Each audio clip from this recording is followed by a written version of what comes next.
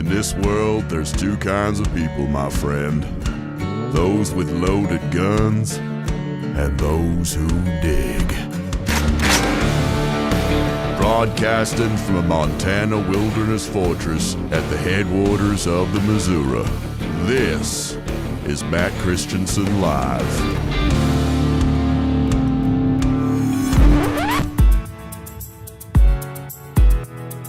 You can't make Canada the 51st state without going to war with them. And let me explain how that happened, how that worked out the last time we tried to go to war with Canada. They burned the White House to the ground in 1814.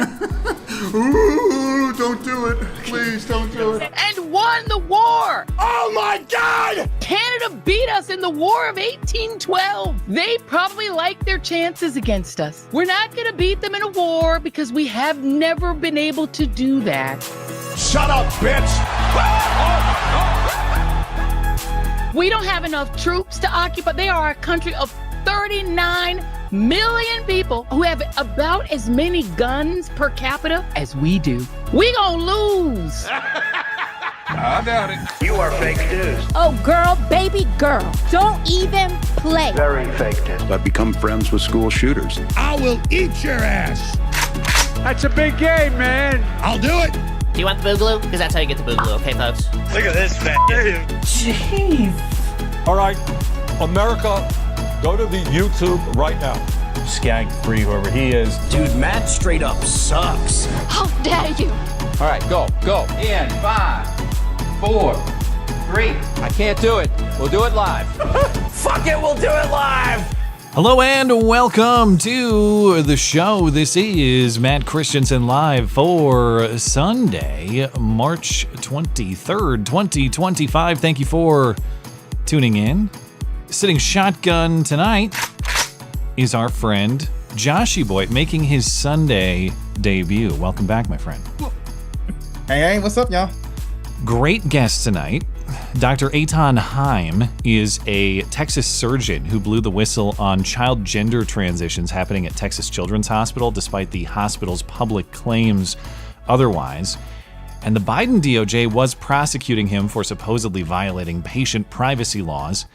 The Trump DOJ came in, they've dropped the charges. We'll get to that conversation in about 30 minutes. In news items tonight, Tesla attacks are so hot right now, as I'm sure you've seen, Joshy. Yes. Have you burned any dealerships down? Are you partaking? The one that's near me when I go to work is still standing. Okay. I have to go and check it out. You're going to have to take care of that. Vandalism. Yeah. Burning Tesla cars, burning down Tesla property. Donald Trump apparently is so magical, as I heard Bill Maher musing on his show. So magical, he has made progressives hate electric cars, at least this particular brand of electric car. So, wow, that's pretty impressive. Yeah, I always found that to be funny. A CNN analyst said there was no confirmation that it's a bunch of transgender guys doing it, but I looked. It sure looks like there have been a lot of transgender guys arrested, so it appears there's a correlation there. The Tren de Aragua deportation fight continues in court. There was a hearing on Friday about that. Joy Reid, as you heard in the intro there, predicts Canada will defeat the United States in the coming war for the North, so that's a bummer. And before we get out of here, I have a few cases of hoax hate.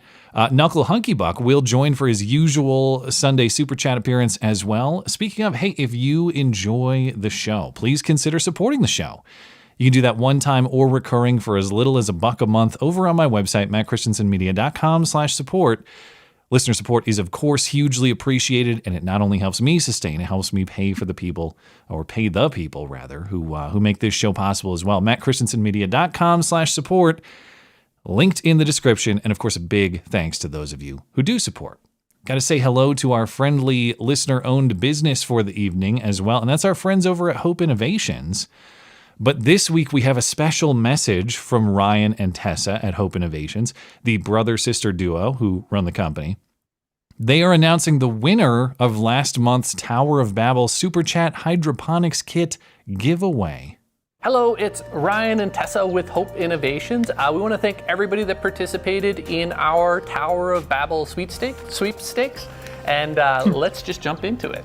So the winner for this year is K-Drake. Guys. Yes! And the winning chat from K Drake was, I heard the Pope is really sick.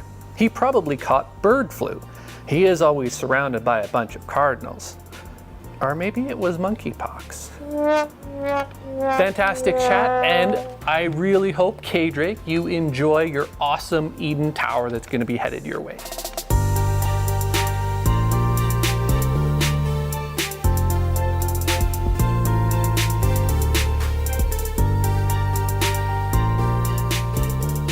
So congrats again to winner K Drake. I've been in touch. I know his family, they're going to get good use out of that hydroponics kit. They've already received it, in fact.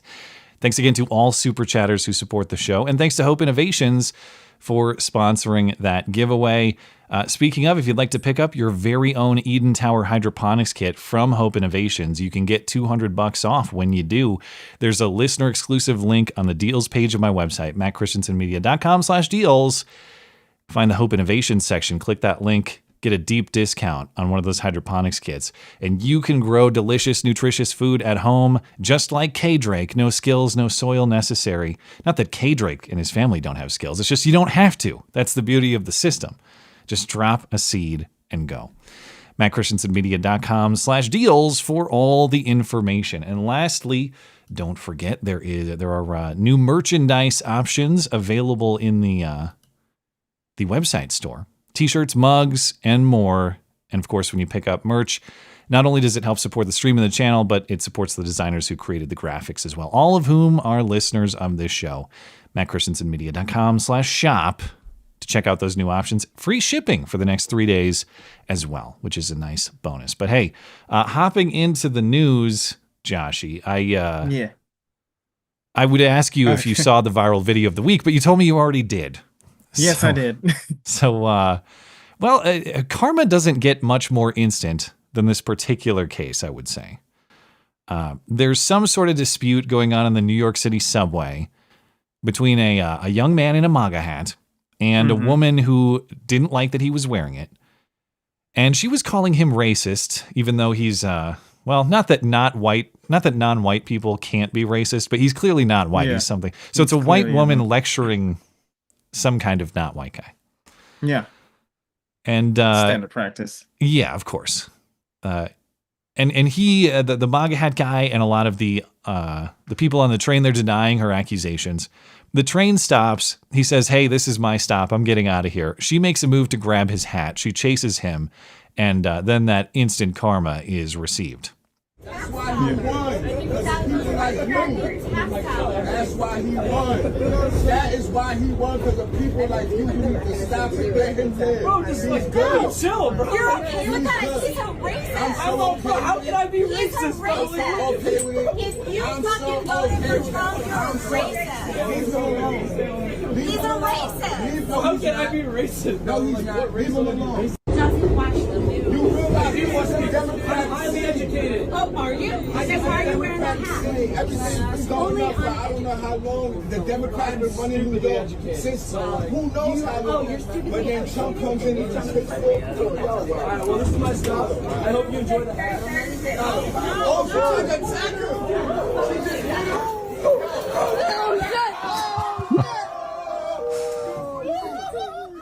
Well, I would say white women must be stopped, but she stopped herself, so I guess it's a self-correcting problem. Bro, how the other dude just came in and just filmed us? Oh, look at you, you fat bitch. Now, I was thinking too, where's Daniel Penny when you need him? Should have put her in a chokehold. Actually, it would have been to her benefit if he would have chokeholded her. Chokehold? Chokehold? Her alive. Yeah, if she hadn't, she would not have suffered the same embarrassment if Daniel Penny would have put her in a chokehold before she gave chase to that young man. Now, I don't know about you. I haven't seen any identity of anybody involved. I don't know who the Maga hat guy is. I don't know who the woman is, but it does seem like it was exactly what it appeared to be. Just a deranged, progressive woman suffering the consequences of her derangement. Man, it is something about liberal white women lecturing non-whites. They say he's a racist and everything. He's this and he's that. That's probably the biggest reality check she's ever gotten. There was some polling this week that showed just how disconnected white women specifically are, or was it, I can't remember, was it Democrat white women or single white women? Some demographic of white women, how disconnected they are from the rest of the country politically. You take out every other demographic and you show, say, opinions of Trump. And of course, like, non-highly educated, and I use that in quotes because what is highly educated anymore? But say white men without a college degree are going to have probably the highest opinion of Trump. Yeah. And it's going to go down from there with other demographics. But even for, say, like college educated white men, they're kind of 50-50 on Trump. You go to white women and whatever sub-demographic they were doing, and it's like insane. It's like Trump is minus 40 among these women. Jesus Christ. And you... I always hate to think like I can guess someone's opinion about literally everything just based on, say, looking at them or something. But with a lot of progressive white women, that's pretty much true. You know the opinion. Okay. So the dating pool gets ever smaller. I can't date my own kind because they hate me. I can't do the white women. You're in a rough spot because they're there, all man. insane. Yeah, right? you're walking in like where the sane white bitch is at. There aren't any. Joke's on you. I know. I can't do Asians because we attack them all the time. Wait, I don't know, dude. I'm not fond of learning how to speak Spanish to talk to the Latinos, and I'm too Christian for Muslim. So I didn't have it ready to go, but have you ever tried that pickup line? I hate Asians. It might work better than trying to find a white chick these days. I don't know. Anyway, okay. So I don't know much about who the people are involved, but of course the video cuts off and we don't really see what happened to her afterward. She just falls face down on the concrete. We don't know what happened to her, as far as I've seen. There is a second angle, though. There is a second video, and I don't know if you've seen this. I haven't seen a second angle. Yeah, well, apparently what happened to her after this event was she just flew into the great beyond.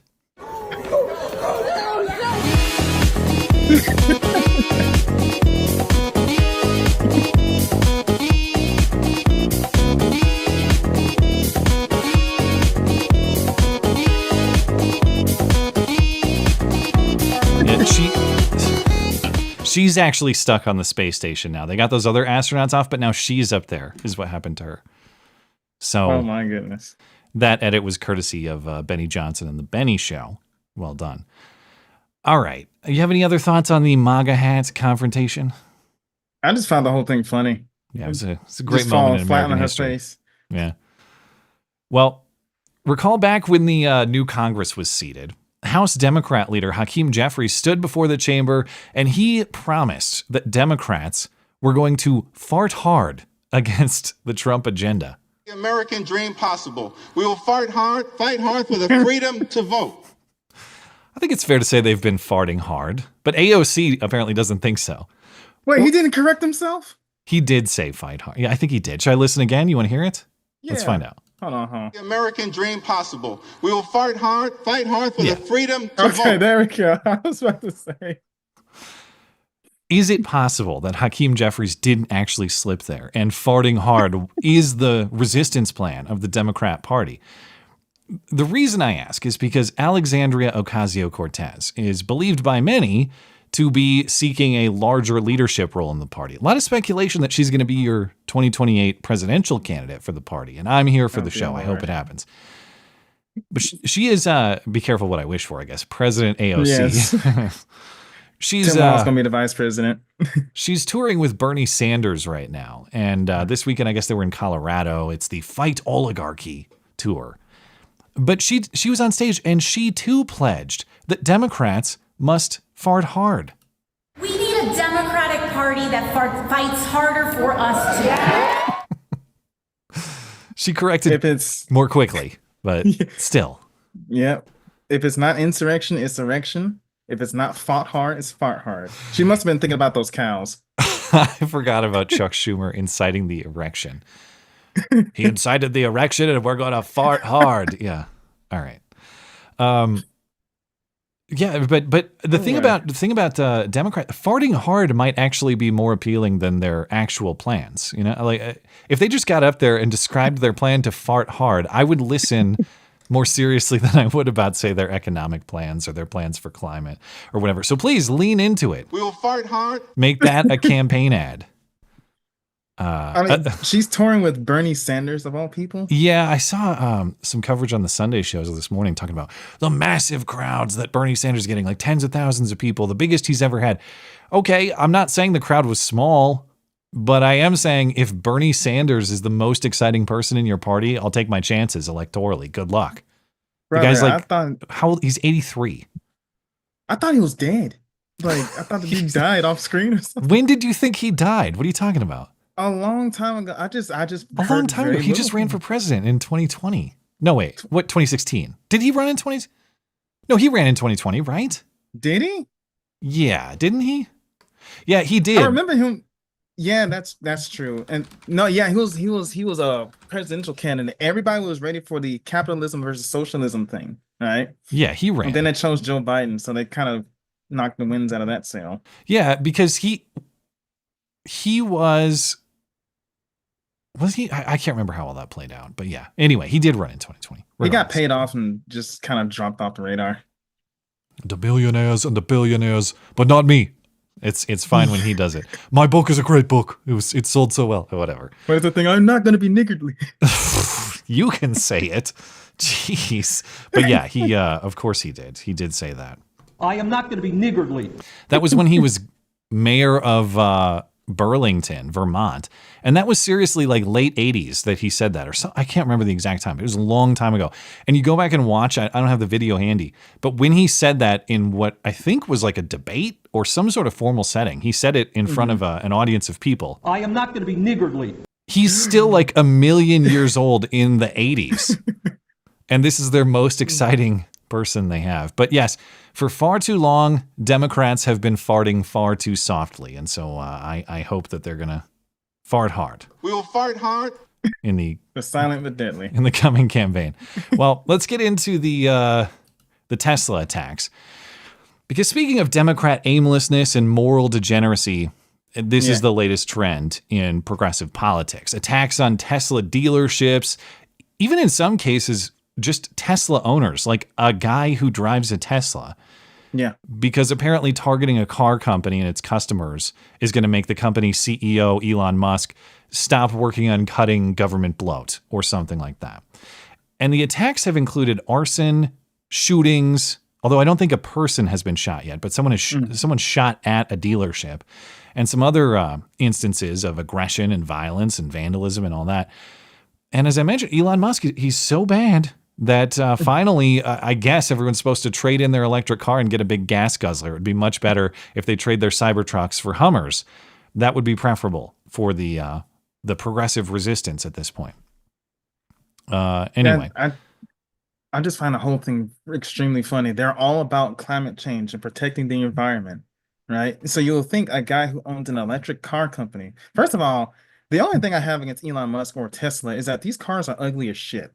I don't get the Cybertruck. I've talked about it before. It looks like a car from PlayStation 1 that Lara Croft in Tomb Raider 2 was supposed to drive because it has the same angles as her figure. Me and my buddies, we always call it the N64 truck. Yeah, exactly. It hasn't fully rendered with the rest of the game yet. Yeah, I don't get it. I have seen them driving around town here a few times. There aren't a lot of them, but they are here, and they're even weirder looking in person than they are in a photo. I've seen maybe like they're everywhere where I'm at. Yeah, I see the occasional ones, and they just look out of place. Yeah, not fully rendered, I think, is exactly the correct description. You're right on that, But Attorney General Pam Bondi announced Thursday the Justice Department is federally charging 3 people for destroying Tesla cars or other property. In this statement from the Justice Department, they didn't name the people in the statement, but they did in the charges that are now public. The DOJ says one of these defendants threw 8 Molotov cocktails at a dealership in Salem, Oregon. Another tried to light Tesla cars on fire with Molotov cocktails in Loveland, Colorado. In Charleston, South Carolina, the third person wrote profane messages against Trump and Tesla on and around Tesla charging stations before lighting the charging stations on fire. A couple of these, as we'll get to in a moment, at least 2 of these people appear to be of the Troon lifestyle, although we're not supposed to talk about that, I guess, or it's unconfirmed, even though you can confirm it by looking at their faces. All right, but CNN is going to say otherwise. Bondi called these acts of domestic terrorism and said all of these defendants face charges with 5-year mandatory prison sentences if convicted. Now, in total, there have been something like, or there have been at least 10 attacks on dealerships or charging stations or other Tesla facilities. And these have been hit by vandals and arsonists. There have been other attacks on individuals as well, or instances of aggression. One example in Seattle I want to get to in a moment. But it's not just the lighting things on fire and the spray painting and stuff. Activists have also doxed private individuals who just own Teslas. So they published a map, and we actually don't know, as far as I've seen, who published it, but there's a website that exists that shows you where Tesla dealerships are, where the charging stations are, and in some cases just where a guy who has a Tesla lives, and they've been doxed in that way. Obviously, I did hear that the website where they were doxing people was taken down. I don't know if it is or not. From this NBC story, let's see.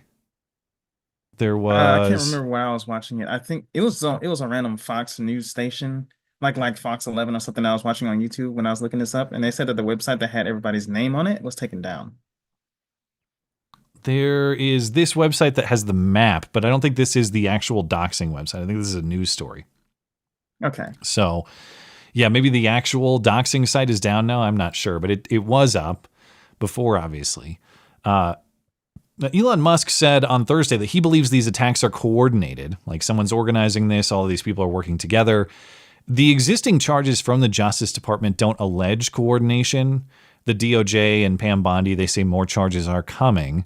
This NBC News report says that the ATF and the FBI and other federal investigators have not found evidence of any coordination between the attackers. Now, a lot of these attacks are lesser in severity. They're not lighting things on fire. They're not necessarily large-scale vandalism. It's things like keying a guy's car, for example. There's this example posted this week. This guy's name is Brandon Velez. He's a financial systems underwriter in Fort Collins, Colorado, and he's caught on camera just walking up to a Tesla. I guess the cars have cameras on them, and people are capturing instances like this through the car's camera. I'm just going to walk right up, and I'm going to carve, of course, a broken swastika into the panel on that car. Why is it so hard to get a swastika right? It's not hard. You would think that if they probably can't even identify a swastika at this point. Look at this shit right here.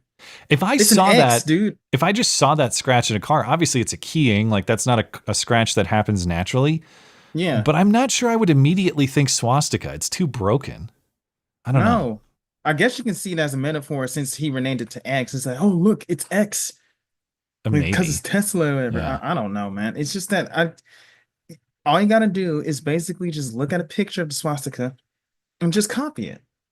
Yeah, that's true. You just look it up on your phone and draw it with reference to the image. You're right. You need a guide. It's not hard. Have someone create an app to help these people.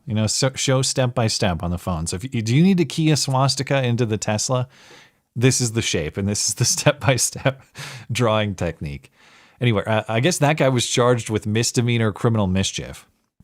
Oh my God, dude. There's another case that I think is legit, but I'm not completely sure. I don't see a lot of details about it, but there is video. And if it's not showing what it appears to be showing, I don't know what it is. Supposedly a guy... Look at this fat motherfucker, man. That's not Matt. A slip of the tongue. Man, I would never do such a thing, although the super chat might allege otherwise. Man smears poop from his butt on a Tesla. I like that they clarified. It's not poop from someone else's butt. It's poop from his butt. But supposedly, this guy was captured on a Cybertruck security camera, walking up, reaching in his pants to grab his own excrements, and then smearing them on the car. No. That's disgusting. I hate you all. Die, die, die. This goes on for a little while. There's a lot to grab in there. And there is a photo of the aftermath. Now, it doesn't look as bad as it could, but it does look like there are greasy fingerprints left on the car body. These are the type of people that used to get the shit kicked out of them back then. This is what happens when bullying stops, basically. What are those, those like practical joke devices where a punching bag just like pops out of something unexpected? Yeah. Elon Musk, if you build that into the panel of the car, just if someone comes up and does something like this, you should have a remote notification on your phone. Unknown person detected at vehicle. Press a button, punching bag pops out. Exactly. Right into their face. Now, I don't see any information about who that guy is, where this happened. But again, I don't know what else I'm watching there, if not that. So anyway, he looks like that one of that stereotypical dudes who sits in front of his computer all day underneath his mother's basement eating Cheeto dust all day. Look at this man. He does have some nice Cheeto teas, to your point. Yeah. Reaching into his pants and pulling out shit. I mean, what the fuck is wrong with these people? The derangement runs deep, man. And then there's this case in Linwood, Washington, just north of Seattle. A woman says she was physically stopped on the road by a masked man. As in, he was driving a car, he pulled in front of her, stopped, forced her to stop, he got out. He then threatened and harassed her and demanded that she sell her car, according to her account. I was thankfully by myself. Lee was on the way to a doctor's appointment in Linwood Wednesday morning when she says all of a sudden, a driver behind her just laid on the horn as they came up to a red light. Things spiraled out of control when a white SUV followed her and cut her off, stopping in the middle of the road. Gets out and walks straight up to my window. So I crack my window and I said, what is the problem? And he goes, you need to sell your car. This is a Nazi car. You're driving it. You need to sell your car. It doesn't affect how I believe or what I believe. It's just the car I drive. Being in Seattle, climate's important, our footprint's important. This seemed like the right move for our very busy family. There was even a website, now taken down, sharing the personal information of Tesla owners to pressure them to sell their vehicles. If it was to align with what we thought, that it's easy to just, turn over a $60,000 car and find something new that works. That's not a decision that everybody can make overnight. And I think that puts a lot of us in a hard position. I'm actually slightly skeptical of that story. Not that I think the road rage is fake or something like that, but if she has the guy on video and she's saying he harassed me about my Tesla, why don't we see the video of him harassing her about the Tesla? Why would you not show that? That's my only question about that. And plus, she kind of lost me on a whole. That's what happens when we hear a prattle, right? She says, "I care about the environment, the earth, the climate change, and everything." It's like, all right, you're losing me a little bit on the climate shit. Yeah, I mean, still. He might just be deranged for a different reason. I don't know. Or it could be. Maybe she cut him off or something. It could be. I wouldn't be shocked to learn that's as described. But whatever happened there, the point about the protests is certainly valid. Because as always, the argument from the protesters makes no sense. Or at least the implied logic. Sell your car now. Okay, then what? If everyone does what you demand, the market gets flooded with Teslas. Meaning the sale price or the trade-in value of a Tesla drops, making it harder and less likely for people to offload them. And even if they do offload them, then what? What do they do after that? They still need cars. I guess they're going to get into another electric car and take those off the road. Or they're going to trade in for the Hummer like we talked about earlier. What are the environmental implications of what you're asking for, I guess is my question. And then, go ahead. No, that's the thing. It's always strange to me. You have an electric car company. It's protecting the environment, so to speak, right? Even though they're all they think shit. that, And these but guys, but because the guy has the wrong politics, or he's trying to save people money or whatever, or something like that, because he has the wrong politics, they have to protest it. They have to shut it down and say, "This is a Nazi car. You shouldn't own this vehicle because Elon Musk is an evil dude," right? And then you got all these grannies out here protesting and holding their signs up saying, "Sell your car," like that's actually going to do anything, right? How about this? What we should do is never mind. I was going to suggest we get a Muslim guy, right? And get a Tesla piece or just kind of casually cruise through the crowd. In Minecraft. Careful, yeah. All right. In Minecraft, all right? Chill out. Chill out, Raj. You need a Cybertruck of peace? That's what you're advocating for? That's exactly it. Okay. The Cybertruck of peace. But right? let's say that everybody does what they're advocating for. Everybody sells their Teslas. Nobody buys a Tesla anymore. Tesla just goes out of business completely. Do you think Elon Musk is just going to do what you say at that point? Oh, I've changed my mind about government bloat. Tesla didn't work out, but yes, now I think that the federal government needs to spend to insane levels, and we shouldn't ever audit it. We shouldn't ever take a look at it. You guys have convinced me. Thank you. No, he's going to double down on that shit. Now, of course, it doesn't really have, yeah, you're probably right. Like it's going to embolden him even more. The argument doesn't make sense, but it doesn't really have to make sense. It's just emotional outrage. You do what we say or we're going to be angry. Well, you're angry all the time. So what difference does it actually make? I'm just not going to do what you say. They're taking the Bruce Banner approach. But these people have no moral core. They only have hate, and they have desire for destruction for who or what they hate.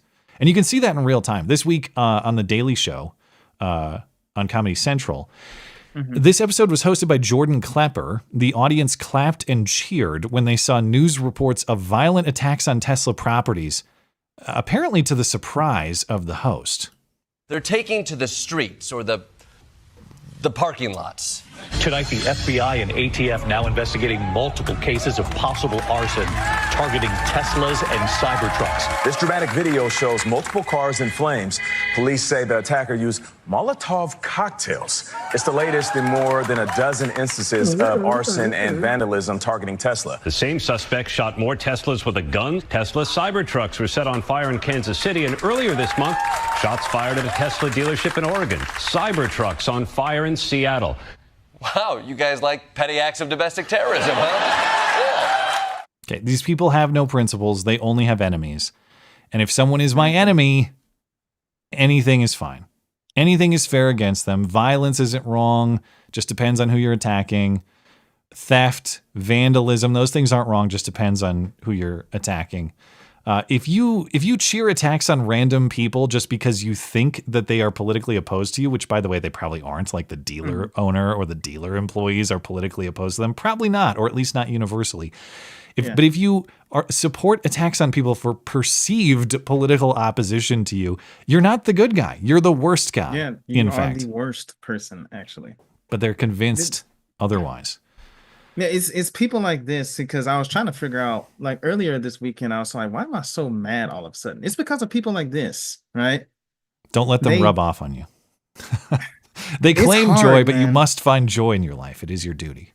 It's hard not to be, I mean, I don't think about this all the time, but these people are just miserable. So real quickly, the description of hell, right? Most people think that it's just a fiery place that you go to if you don't believe in Christ, right? The continual outrage that some of these people display, like they're just consumed with their hatred of the opposition. That's basically what hell is. These guys are living in hell and they're trying to lash out at everybody else. Yeah, I think that's fair. It's hard to argue otherwise. Something is missing in your life if you're motivated to do the things that they're doing or celebrate the things that they're celebrating. Something is drastically wrong for you. But where did I sorry, I lost in my notes. But you distracted me with how profound the philosophy was. Okay. I just got a couple items. I'm a little bit behind in getting to my interview, and the interview's a little bit long, so we'll probably be a little delayed in getting to Super Chat tonight, but I appreciate the patience of everybody who Super Chats, of course. I want to talk about Jamaal Bowman, because Jamaal Bowman is a part of this story too. Jamaal Bowman, he's still around. Of course, former congressman, famous for such incidents as pulling the fire alarm in the congressional office building, with the plausible deniability of, I'm sorry, I'm so stupid. I thought the fire alarm was a switch to open the door, was his excuse. It's not against the law, ho, fuck you. But it was actually against the law. He was charged with a misdemeanor for falsely pulling that fire alarm. He pled guilty in exchange for deferred prosecution. Bowman was ousted from Congress in November. The hype at his AOC co-headlined events was not enough. He couldn't get enough votes to hold on to his seat in Congress. So he's now been demoted to CNN. as a CNN commentator. Yeah, you poor son of a bitch. And on CNN this week, Jamaal Bowman said that Elon Musk is an incompetent Nazi. The American people do not trust Elon Musk, and Elon Musk is incompetent in his position. And how do we know? Because they fired tens of thousands of people, was challenged in court. The court said the people have to go back, and now the people are coming back. He's incompetent. He's a thief. He's a Nazi, and people don't trust him. So that's the guy who pulled a fire alarm because he thought it would open the door. And strictly speaking, Trump fired these people at Musk's advice. So Musk does not have the authority or the power to fire anybody. Number one. Number two, is it incompetence or is it just a judge slowing down the process? A judge slowing down the process doesn't mean incompetence. It could be total competence stonewalled by an activist judge. We've seen a lot of that. Yeah. I mean, we'll continue to see a lot of that. But speaking of incompetence, remember, that's what Jamaal Bowman was doing before he went to Congress in 2021. He was the principal at the Jamaal Bowman School for Kids Who Can't Read Good and would like to learn to do other stuff good too. Actually, it was the Cornerstone Academy for Social Action, a middle school in the Bronx. 90% of students at the Jamaal Bowman School for Kids Who Can't Read Good, they failed to meet performance standards in math. So I guess they can't add good or subtract good. But 66% failed in English. This was the 2018 academic year. So New Yorkers rewarded him by sending him to Congress. And yeah, New York City schools are bad overall, but Bowman's school was far worse than in both math and English compared to other New York City schools in general, and even those in his same district. Now, hilariously, if you look at the scorecard from the New York City Department of Education, they have a review on Bowman's school at the time. And they give low marks for student achievement, as you can see, but very high marks for effective school leadership. What the fuck? How is the leadership effective if the kids can't read or can't add? What exactly is effective about the leadership if the student performance is very poor? One might wonder. So Jamaal Bowman is not allowed to lecture anybody about incompetence. He can't even spell competence. See, I want to drop the N-bomb so bad. But anyway, the brother, your people can't read. They can't do math. How do you get effective school leadership? Well, he was. I would like to know what the metrics are for effective school leadership. There are no metrics. That's why he scored so high. I guess. Now, speaking of the Nazi allegation, Elon Musk says he's going to sue for defamation. He posted the clip on X, or responded to a post of the clip on X, and says, "I've had enough, lawsuit inbound." And apparently Bowman called him a thief, not just a Nazi, but a thief as well. These are kind of specific allegations with specific definitions. Yeah, I got to say there's almost no case here, though. Realistically, there's no case. Elon Musk as a public figure, the bar for defamation against him is very high, appropriately so. He'd have to show actual malice, as in Jamaal Bowman knew what he was saying was false and said it anyway, to some sort of damaging effect. Yeah. And maybe you want to make the case like, well, no, it's not opinion. Accusing someone of being a thief is an accusation of crime. Jamaal Bowman knows he's not a criminal in that way. That's probably the best case that you can make.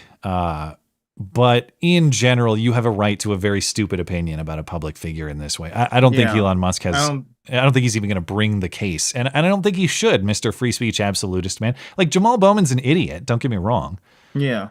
But I don't think that you can sue people for saying he's a Nazi, he's a thief. Like, people say that about politicians, or in his case, being politician adjacent all the time. All the time.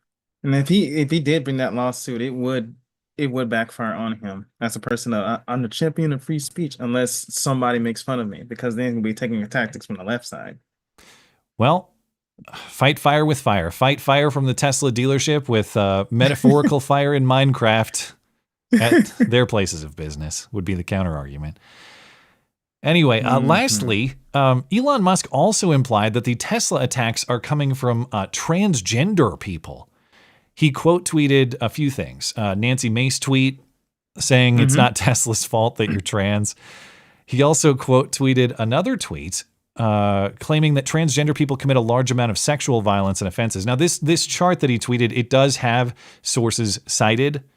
Yeah. I haven't looked at those myself, but what it claims to show is that there's a very high rate of sexual offenses in the transgender community per capita. That's the claim. Mm-hmm. So CNN's analyst, Hottest Gold is her name. Anyway, she has to defend trans honor and say that actually trannies are way more often the victims of crime. Musk has been retweeting posts saying things like 3 out of the 4 people arrested are trans or non-gender conforming. Now, there are claims circulating online that some of the people who have been arrested are trans or non-binary, and people are taking this off of social media accounts. We have not confirmed this ourselves, and authorities have not confirmed anything about their gender identity. And what Musk is doing, as he often does, he's just seeing things crossing his timeline, and he retweets them and he posts them without seemingly to doing much research, even though he is sitting at the White House. And he could probably get the best stats and research on what's happening. He also, though, began reposting claims that trans people are more violent than non-trans people. But here is a fact.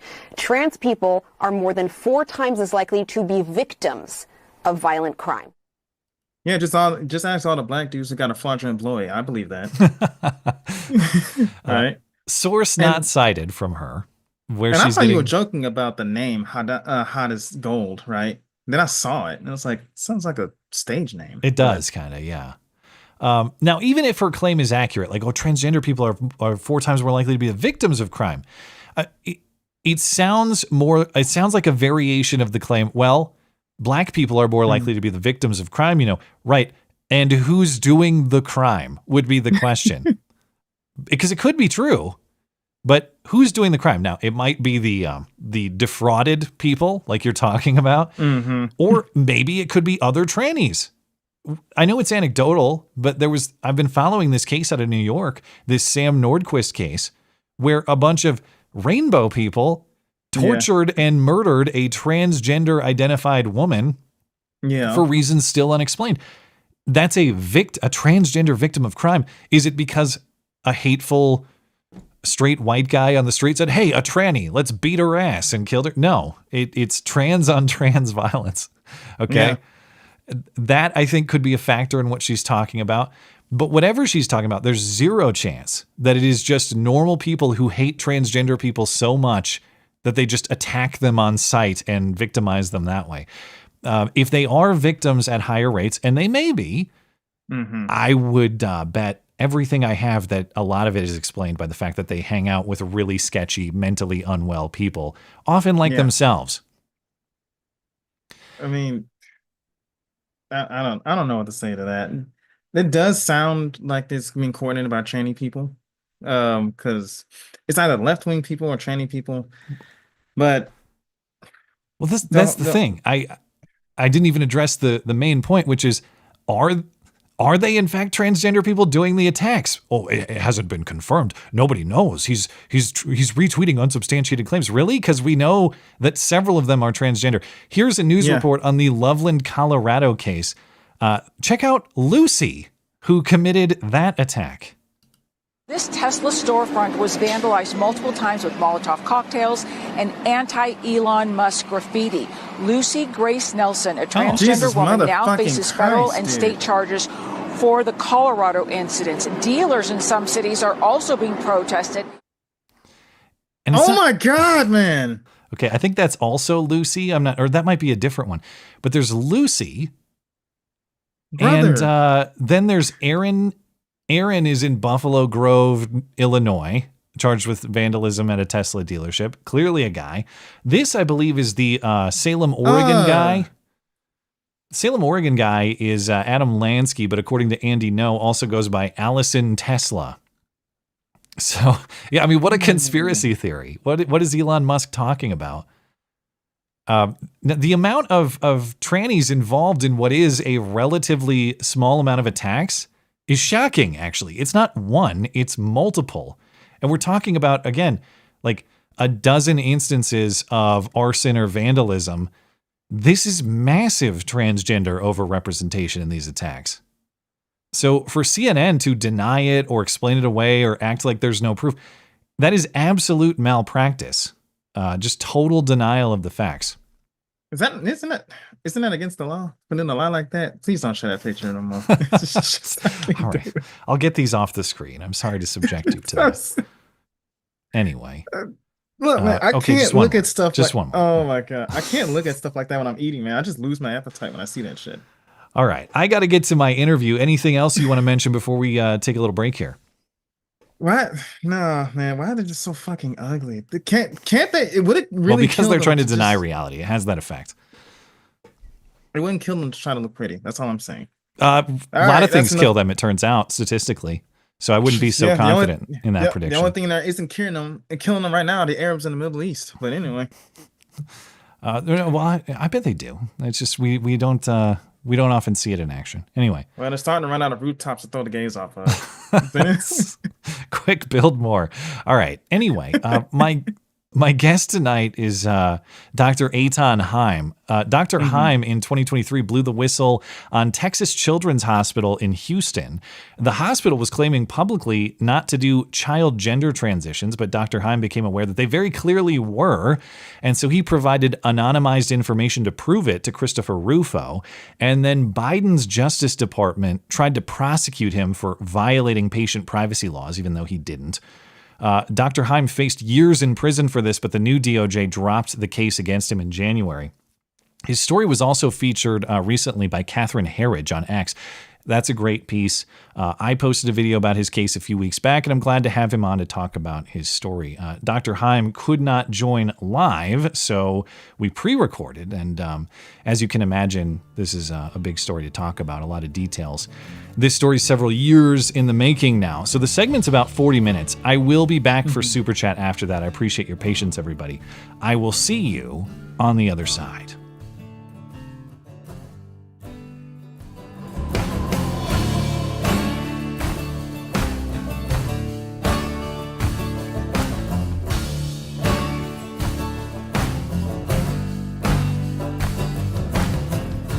I was willing to go to jail if this judge was going to throw me in jail, but the whole world would have to see what he was doing. Was the Biden Justice Department weaponized against you and your family? 100% the Biden administration had weaponized the Justice Department against us. I find out that they're taking perfectly healthy children, right, inserting medications into their body, putting them down this road to turn them into chronic medical patients. The allegation is that you violated patient privacy. Yet when I read the indictment, the Justice Department identifies patients with their initials. So who's violating patient privacy here? I think there's a strong argument to make that it was the DOJ who was violating the patient's privacy, because I never released patient information. It was the Department of Justice who had released the patient's initials.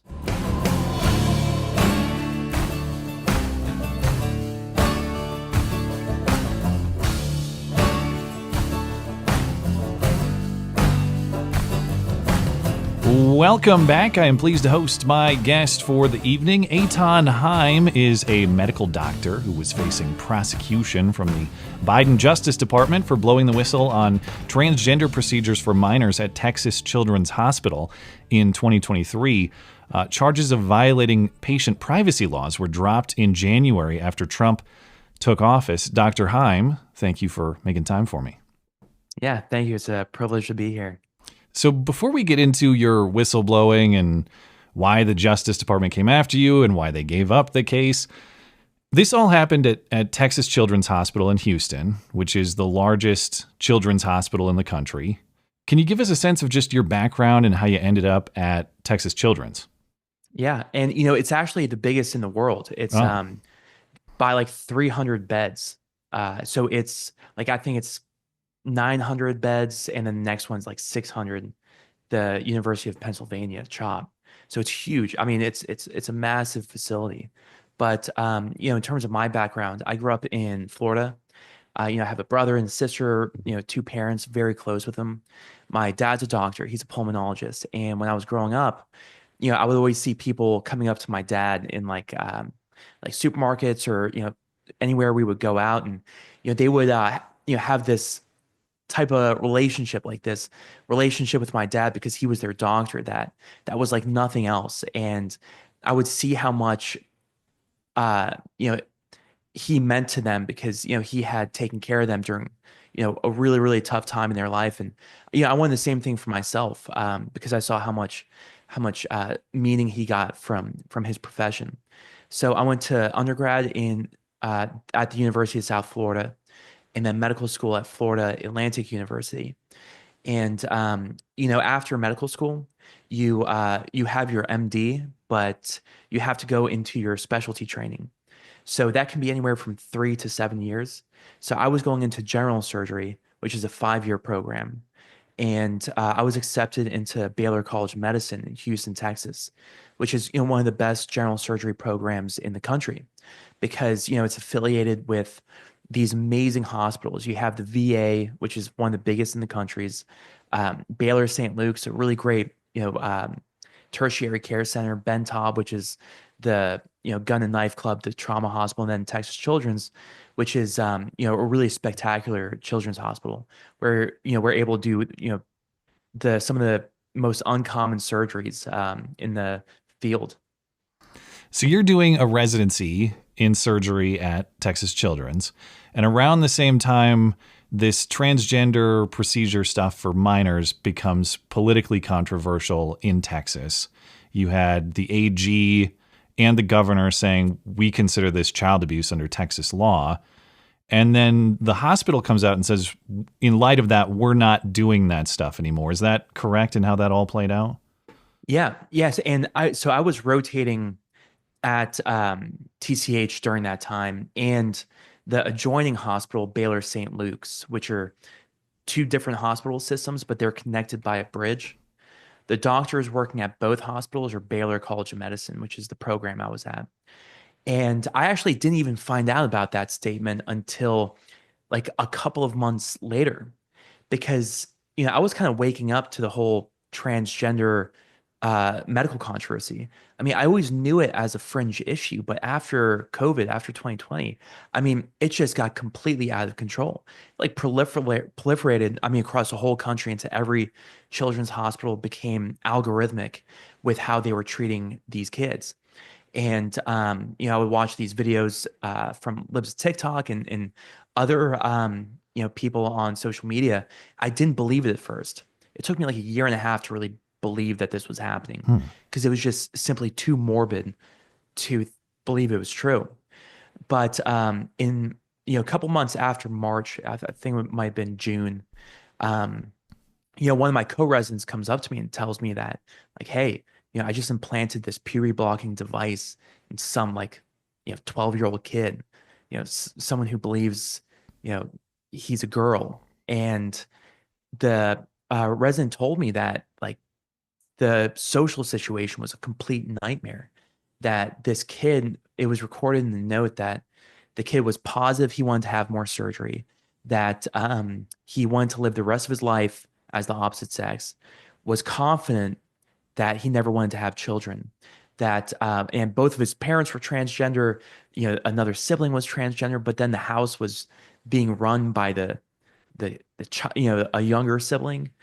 So this whole situation described the day of surgery was completely insane. I mean, something that should have, you know, brought up a red flag. But what they ended up doing is taking that kid for surgery. And, you know, I thought maybe it was a one-off thing. Like, I didn't know TCH had a transgender program, right? Like, you know, my wife and I started looking into it, and that's when we found that statement from a couple months before. But we didn't believe it was true, because it's simply too crazy. Like, to think that a children's hospital would lie about something so severe, I didn't think it, like, I couldn't even fathom that. It was only after the next couple of months, getting into early 2023, that I started hearing these stories more and more often from more and more people.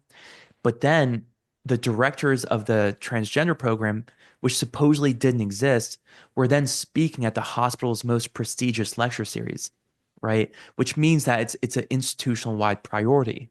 That were they speaking about that or something else? No, they were talking about the transgender program. Okay. At the Grand Rounds lecture. And just to be clear, just for people who maybe aren't familiar with this story, I mean, the controversy becomes legal in terms of what Texas is doing with the law, but it's also, as you're saying, it's just about what the hospital was saying publicly. They're putting out a statement saying, we don't do this, that's not a thing. Meanwhile, they are doing these things behind the scenes. Yeah. And you know, so the day after the story came out, when I anonymously blew the whistle, right, it was made illegal in the state of Texas, right? But I mean, I would argue this has always been illegal.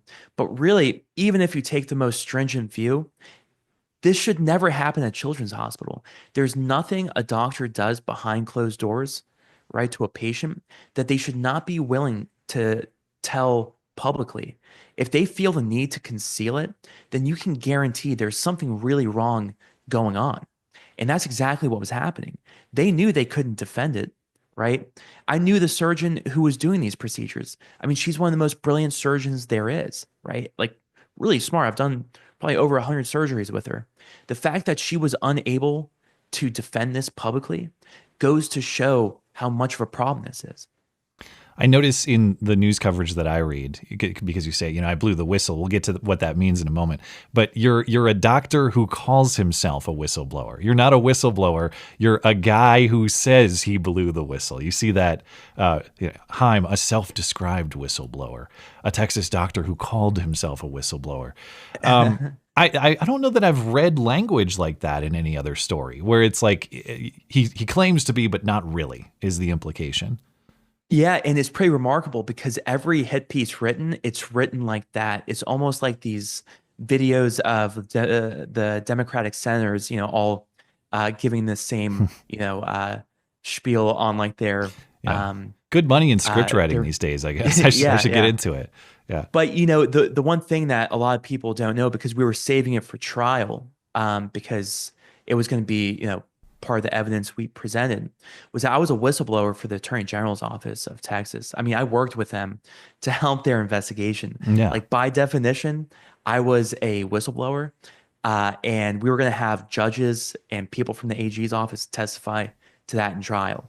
So, you know, it's not only me who calls myself a whistleblower, it's the state of Texas that has recognized me as a whistleblower. Yeah, and if I understand correctly, you revealing these records, we'll get to how that happened in a second, but that changed or was part of changing the law in Texas, was it not? At first, the AG came out and the governor came out and said, we're interpreting the law this way. Later, the legislature moved to make this stuff illegal. And when I say, just so I understand, the procedures we're talking about are things like puberty blockers, things like the surgeries that you mentioned. We're talking physical interventions, those sorts of things. Was there a direct connection between the documents that you revealed, your whistleblowing, and a change in the law in Texas? Yeah. So the law was passed with bipartisan support. And, you know, we were told by the people who sponsored the legislation that the day of the vote, which was one day after our story came out, and that was completely incidental. Like, we did not mean for that to happen. I believe it was God's providence, but it just so happened to work out that way. But they had printed out our story and put it on the desk of every Texas senator. And 4 Democrats voted in favor of it. And I was just with one of those Democrats yesterday in D.C., Sean Theory. So the story, I believe, helped reinforce the vote to pass this law. And then other whistleblowers came out. I mean, that's when it was only a couple of days later that a second whistleblower came out, who now we know is Vanessa Sivage. And she was a nurse working inside the clinic. And then the AG announces an investigation. And then, you know, the CEO of the hospital says he's shutting down the program. So it's like, the best definition for a whistleblower is like if you expose conduct and then something is done to make that conduct, to prohibit it or make it illegal. And that's, you know, let's say that's the highest threshold. I mean, I exceeded that threshold in 24 hours. Yeah. And then even went beyond that with the Attorney General's investigation and the other whistleblowers. Yeah. So by every definition, I mean, it's like, you know, it's so immediate. Well, that's what's funny about the characterization. Claims to be, well, it implies that you either like you presented fraudulent information or it wasn't real. We know clearly it was real information insofar as the law changed and insofar as they decided to come after you. Now, what they accused you of was not falsifying information. It wasn't committing some sort of fraud or fake. It was the violation, in their view, of health privacy laws. That is to say, when you obtained these records of certain procedures being done to these minors and disclosed them to Christopher Rufo, you did not sufficiently anonymize them. You did not strip them of personally identifying information, which is federally required. A lot of interesting things happened in the way this was prosecuted. I'll let you speak to that, because give us a sense of well, you have the best sense of it. What was the case they made against you, and what were some of the problems with their case? Yeah, it was pretty remarkable. I remember when I was indicted in June of 2024, they sent 3 heavily armed U.S. Marshals to my home at 7 in the morning. Like, it's always pre-dawn, man. Cartel. Yeah, they didn't get your dog, did they? No. Thank God. Yeah. Thank God. I mean, that would have been awful. The indictment was sealed until my arraignment a couple of days later. The arraignment is when I had to go into court and plead not guilty. And, this is a federal criminal court. So the people before and after me are all in orange jumpsuits, murderers, rapists, drug dealers, and then me, right? So I go up, I plead not guilty.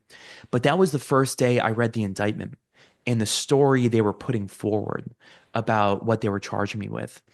And it sounds very odd, but the first emotion after reading it was reassurance. Because it was kind of like a weight was off my chest, because it's like, man, what are they going to bring against me? What do they have? And my wife and I live very milquetoast lifestyles. We're very boring people. So there wasn't much. But when I read the indictment, I knew it was completely bogus, right? I knew it was this is totally fraudulent. We're going to destroy this case. It's going to be absurdly expensive, but we're going to win. And so to go into some of those details, and this is one of the things that you covered really well in your video. So it was a HIPAA-based felony charge, 4 counts. And the basis of it was that they were saying I had accessed those records without authorization and under false pretenses. That's one side of it. And then the other side was that I had, inappropriately disclosed patient information. So I'll just take the first part and kind of talk about that. Because like you said in your video, they said after January of 2021, after my last pediatric surgery rotation, right, I had no reason to be at the hospital, that I had lied. They said that. They said I was a liar, that I lied to get access to TCH, right? So I was some type of grifter. I was, trying to hack into the system and, steal this information, even though I had no reason to be there, no patients. But the truth was that I was working there. I was operating there. And not only was that the truth, but the evidence that they gave us in discovery was all we needed, because that is what proved that I was operating there. So by their own evidence, it disproved their entire indictment. And that's why their first indictment fell apart. It's hard to believe. Yeah, and when you say first indictment, there were 3? Is that right? Yeah. So they kept making adjustments because they had to account for certain facts that maybe they didn't early on. So that became a problem. Yeah. But go ahead. And one of the really interesting things is so how is it that they had all this evidence, very explicit evidence that showed I was working at the hospital in March, April, May of 2023, and which is when I requested access. They had that evidence, but either they didn't look at it or they ignored it. So how did they get this Which indictment? do you believe? So this is a really interesting thing, which is what many people don't know. Well, first of all, the first indictment was not about transgender, or the access was not about transgender patients. It was about transplant patients. Okay. Yeah, it makes no sense, right? Well, I get it. I mean, their case, they didn't necessarily care about the patient's condition or procedures. They just cared about privacy and your legitimate access to it, right? So are you saying that they Well, I don't explain. I guess I'm not following. Explain a little more. Yeah, that's the crazy thing. So why would a general surgery resident like myself, right, who works in the same room as the surgical transplant team, possibly need to look at pediatric surgical transplant patients? It's because a lot of times we cover those patients as a chief resident. And that's what I was doing, right? Along with my other rotation I was on at the time. So like as a chief resident, we have this broad authority to cover patients in these hospitals on multiple services. That is a part of our job. And that's what you want in a residency program, because you want to make sure people are being taken care of. I missed the answer though. Was it malice or stupidity? Yeah, well, and this is that I believe it's malice. The reason is because the reason they went with the story that I lied about needing access and I did not, and that I had no reason to be a TCH after January 2021 is because of one key witness, right? So who was that witness? It was the TCH chief of surgery, a guy by the name of Larry Ollier. And when I first saw that he was their chief witness, I was amazed. That was one of the most shocking moments of this entire ordeal, probably the top two, because I thought, why in the world would they choose the TCH chief of surgery? He's not even a general surgeon. I've never met him before. There's multiple degrees of separation between me and him. He would be the last person to know about my rotation schedule, but he would be the best person if you wanted to tell a fake story to the FBI and the DOJ.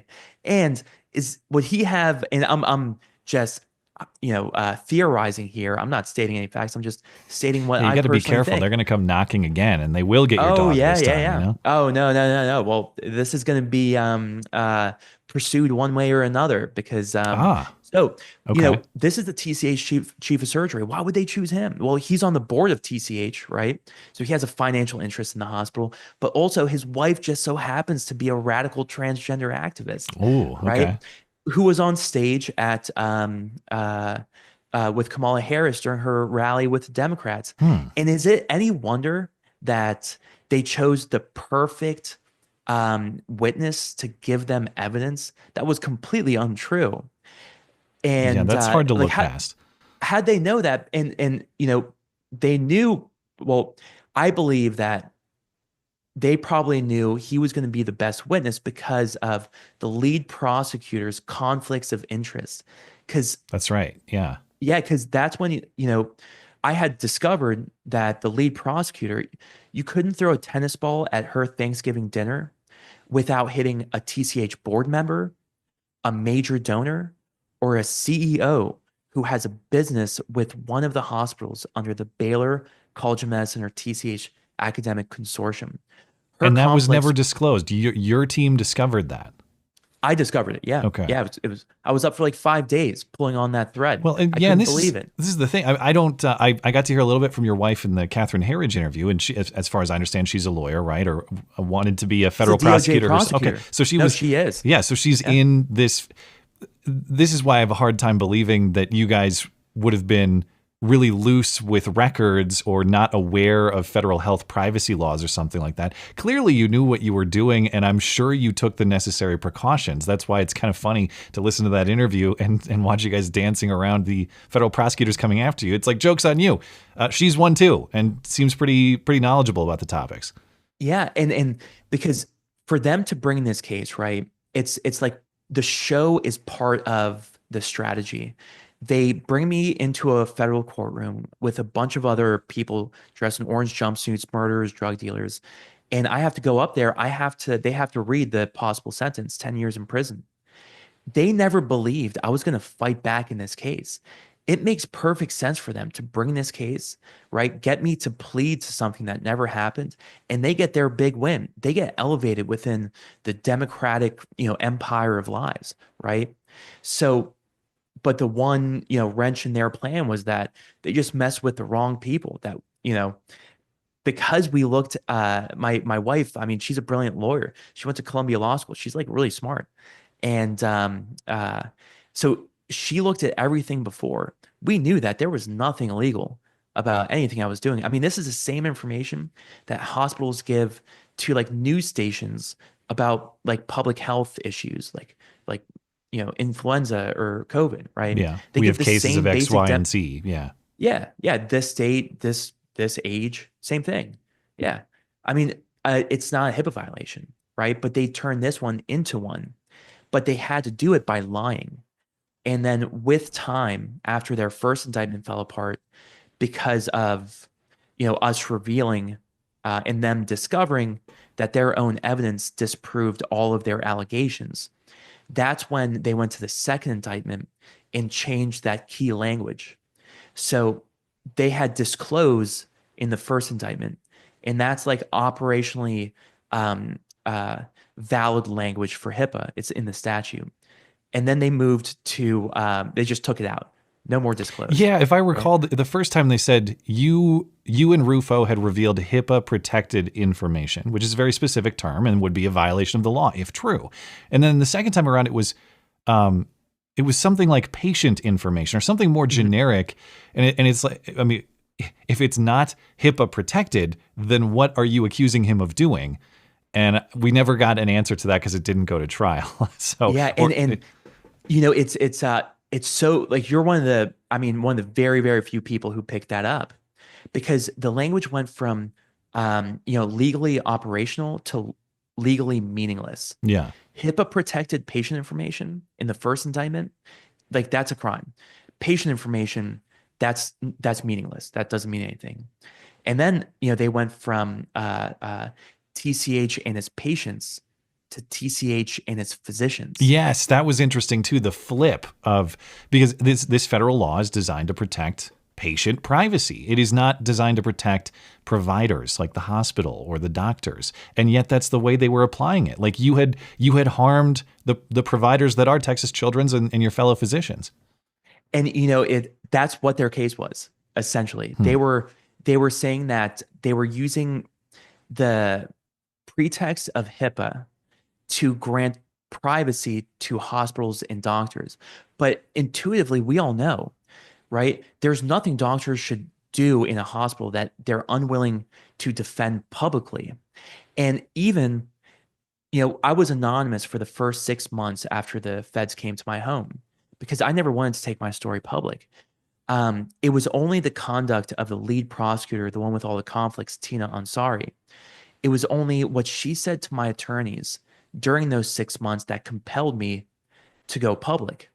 So the final straw was that when she said she would take me to a jury trial, even if she was going to lose, even on a technicality, which means that it's not about justice, but about retribution and destroying me. Yeah.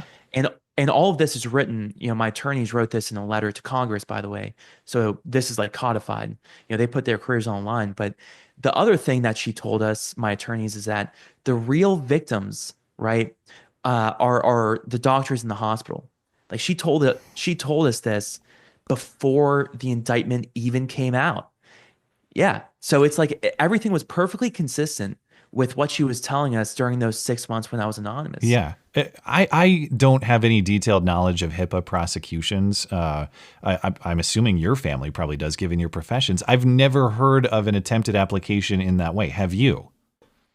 No. So this is the first time in American history that HIPAA has been used with no relation to the release of protected patient information. This is a completely novel, completely radical interpretation. This has never been done before. And we looked at every single felony HIPAA case because there's not that many. So it's like, it's not that difficult to. Yeah. This is completely novel. There was nothing like this before. This should have been thrown out immediately, right? But in our case, the judge was compromised too, because, even though he was a Reagan appointee, supposedly a conservative, I mean, he had bought into this transgender ideology for a long time, because the year before, he had actually overturned a Texas state law that would ban children from going to these perverted drag shows. Okay. So I hadn't read about the judge at all, but maybe some secondary interests there too. Yeah. His wife, his ex-wife, right?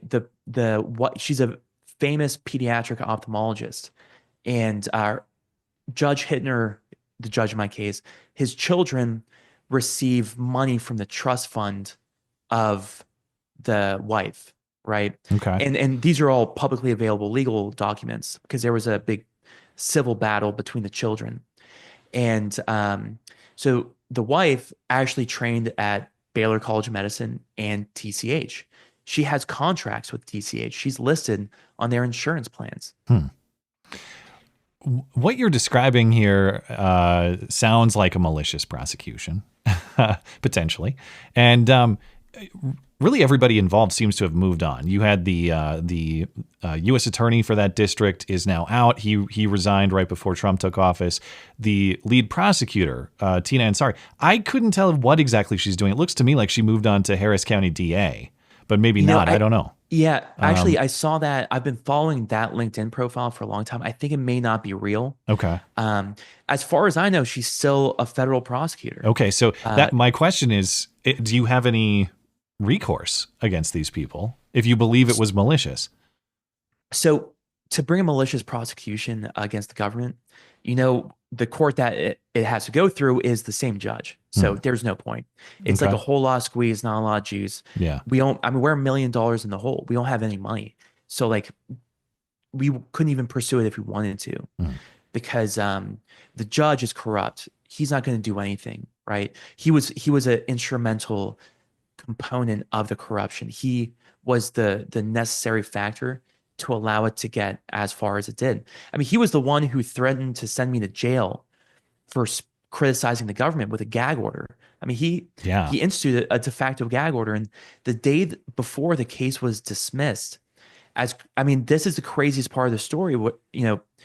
I was criticizing the government for all of their failures. The first indictment fell apart because of factual errors. The second indictment fell apart because they charged me with a non-existent crime, like a fake crime, and they left a typo in it, right? The lead prosecutor was practicing with a suspended bar license. All of these conflicts came out.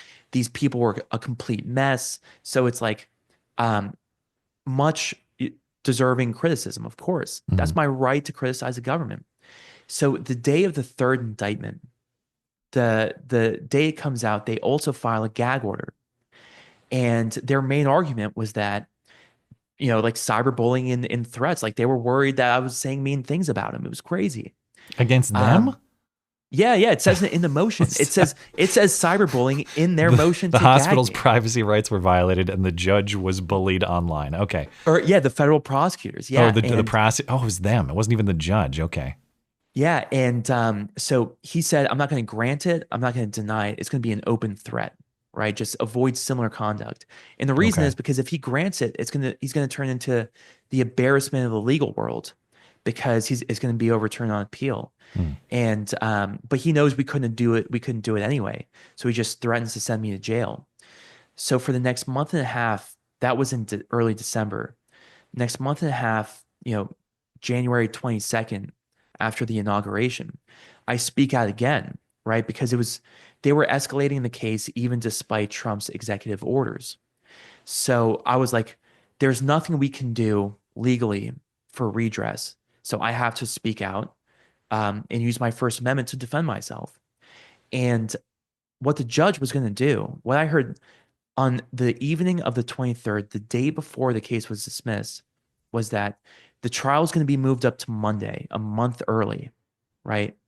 And that you're going to go to jail over the weekend. Right, he was going to sign an arrest warrant, right, to send me to jail for speaking out, unless I signed an agreement with the government by the next day at 9 a.m.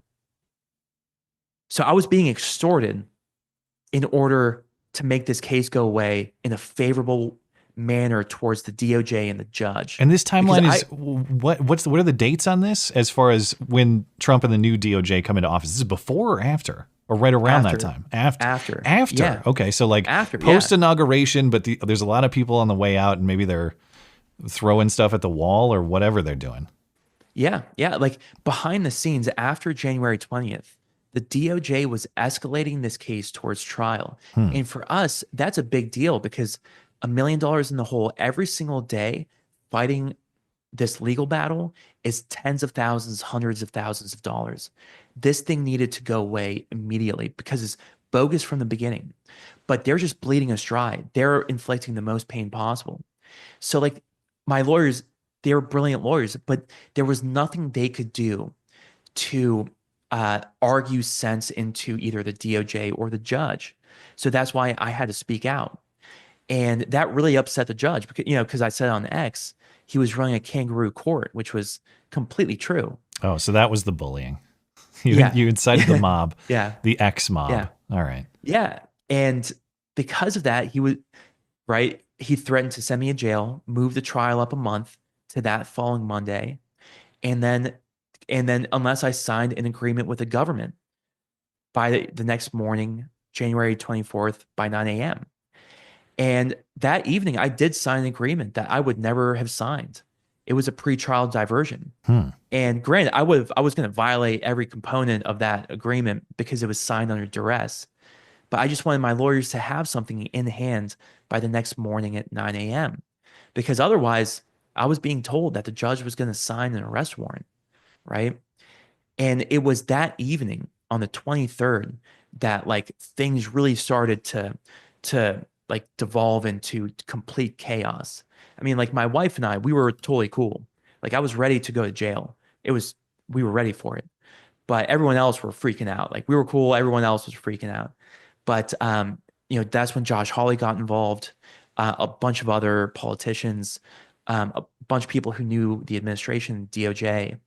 And the one thing that stopped all of this from going forward was the Department of Justice, the transition team in DC, called the Southern District in Texas and gave them guidelines to dismiss this case with prejudice because the people who were transitioning in the Southern District were too big of cowards to do it themselves. Have you had an opportunity to speak to any of those people, or I guess on what basis do you say they were cowards? Because so they should have dropped this case on January 20th. Okay. Right? Like immediately, because they were aware that of this case, they were aware of how corrupt it was, because the people, the chief of the criminal division, right, which is a very high position in the Southern District of Texas, which is the federal district, which is where this was being tried. The leadership was aware because the criminal chief was in 2 of my hearings.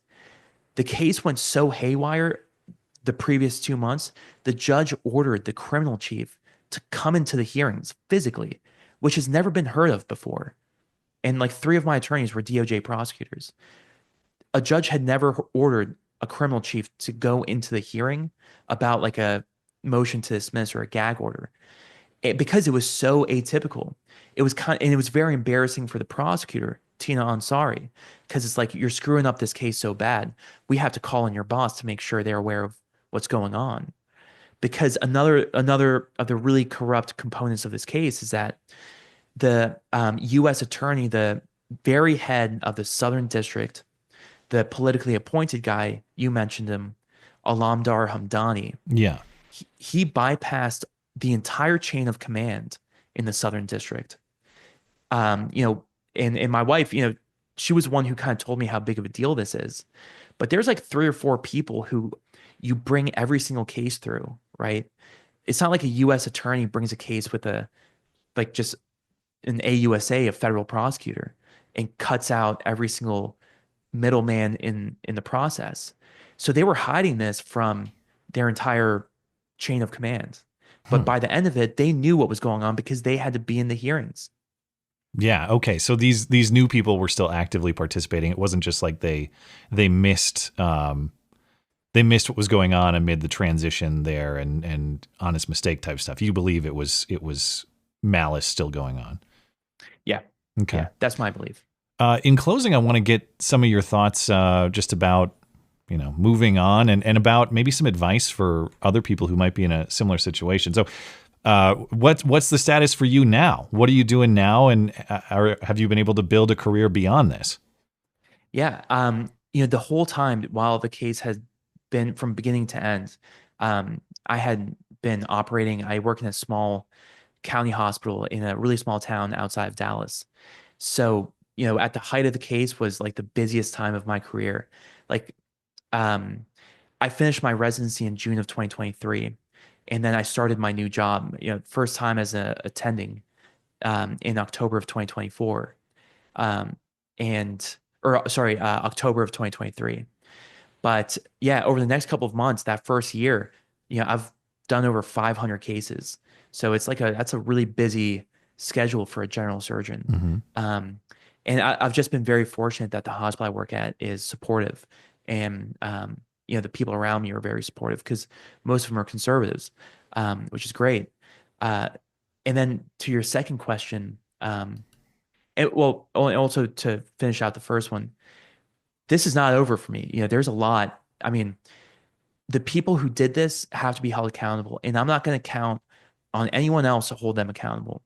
Just like I uncovered these conflicts and everything else in this case, right? I'm going to make sure there's accountability for these people who brought this corrupt prosecution.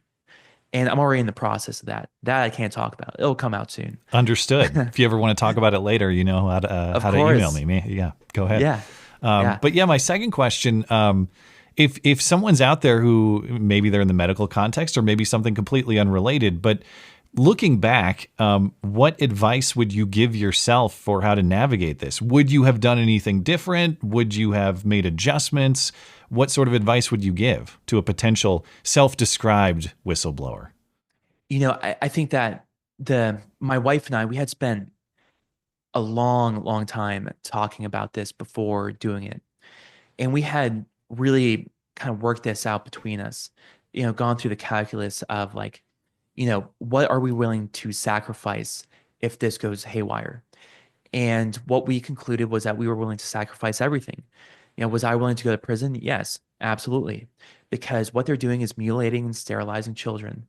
And could I ever live with myself if I didn't do something about it? The answer was no. And especially if we're planning to have children, could I be the father that my child deserves if I didn't stand up when it mattered the most? So like, if you're thinking about blowing the whistle, right, what you have to do is you have to go through that calculus, because there's a good chance that things are going to get hard. And when they do, you just have to stick through it, no matter how hard, how painful it is. You can lose everything. We lost everything. I mean, everything. But because we were bold, because we knew why we were doing it, we were able to succeed in the end against the greatest odds possible. And especially in this case, I mean, we were no one, and we were able to raise over $1 million. And I mean, even though we still owe a lot, that's amazing that people were willing to sacrifice for us, and get in contact with, you know, prominent politicians and people in the media. And it was all simply by telling the truth. That was it. Yeah, the truth is a powerful thing indeed, and I appreciate you standing up for it. That's my guest, Dr. Eithan Haim. If you would like to help cover his legal costs, I have his Give, Send, Go account linked in the description. Dr. Haim, is there anywhere else you'd like to direct people to find you or to support you? You know, the only other place is on X. It's just my first and last name. And I'm the only Eithan Haim spelled this way because it's an odd name. So it's a great Fed bully account, I hear, if you want to give it a follow. Yeah. All right. I'd say that's true. I appreciate you stopping by, and please do keep me updated on any developments in your story. Yep, surely will.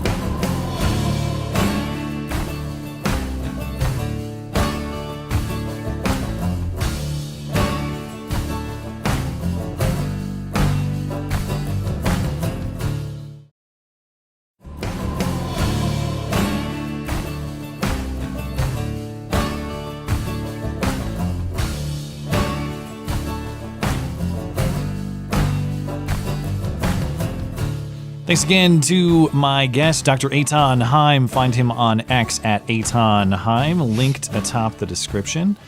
Find his Give, Send, Go account as well if you'd like to help him and his family recover their legal costs.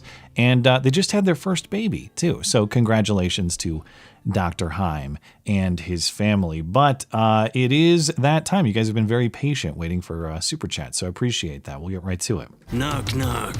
Who's there? Knuckles.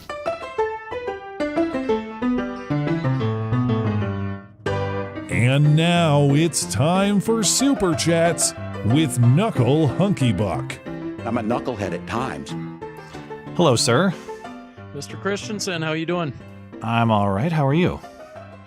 I've been going through a bit of a I don't even know what you would call it. I guess a transformation. You have something to announce? Are you going to attack a Tesla dealership? Is that what you're saying? No. And actually, the attacks on the Tesla dealership seem to like coincide strangely with I've been noticing a lot of coincidences in my life in the last couple weeks at least. Such as? Just strange coincidences. People saying things to me that like feel like I don't know how else to describe it, but that I've been spoken to by God. Wow. Are you being actually, see, this is the thing with Knuckle Hunkybuck. I never know what's a bit and what's real, but you're being genuine right now. I am. Okay. This is 100% sincere. Okay. You feel like you've had a revelation.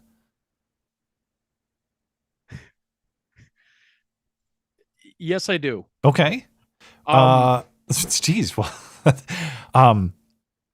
can you summarize it briefly? That's a big. First of all, congratulations, but that's a big thing to say. I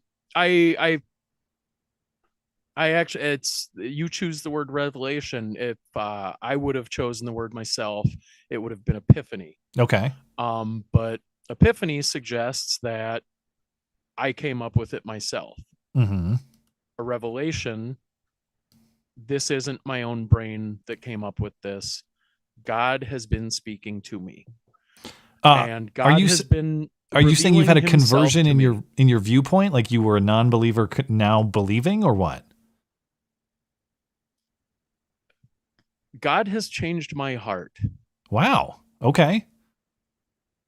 I've been going through life. Everybody goes through life. We all go through life. We all have our trials and tribulations. We call them trials and tribulations.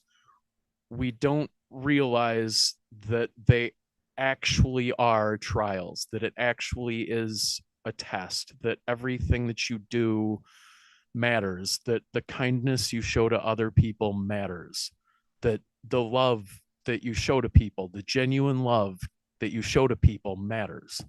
And I try to hide a lot of my pain behind comedy. I try to make people laugh. I try to brighten the world because I think that that is enough. And it's not enough because I am just a man. And a man, a woman, a human being. We don't have the wisdom to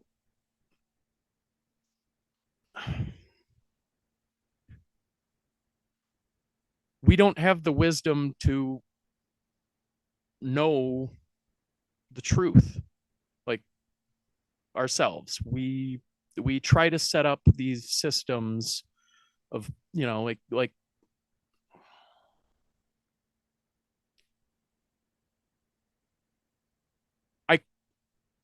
I know that God is real. I know that God is real. The first time that I felt like I really had him speak to me was when he told me to join the army. And at the time I considered myself, well, up until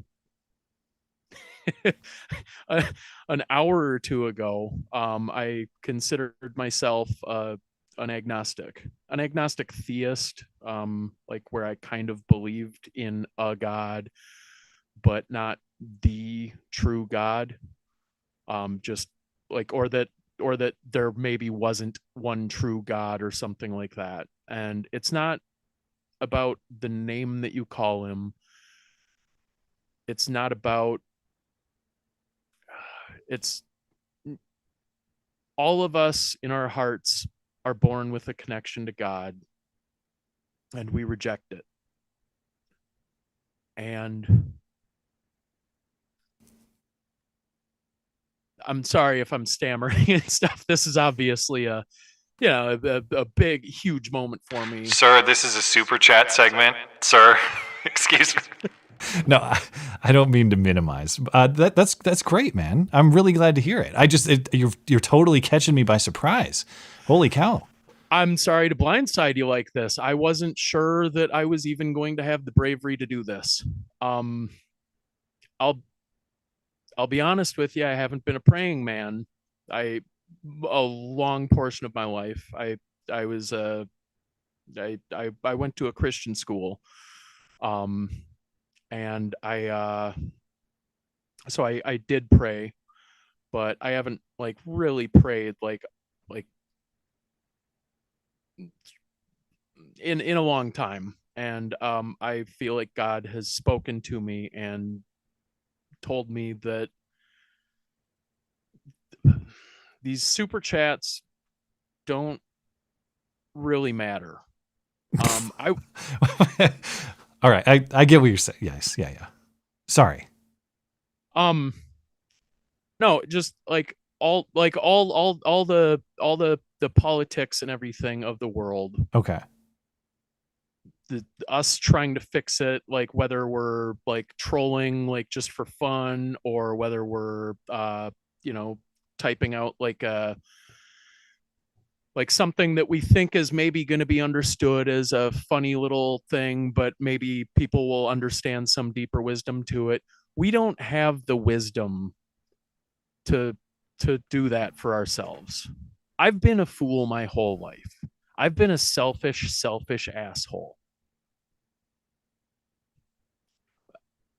I thought that because I was lightly bullied in like basically teased. I was teased in middle school, and I have for my whole life attributed that as the reason that I don't really care what people think. But I still do kind of care what people think. If I'm being totally honest with myself, with you, all right, with the audience, with God. But I took that pain from being bullied, and I, in high school, became a bully to two high school boys who they didn't deserve it.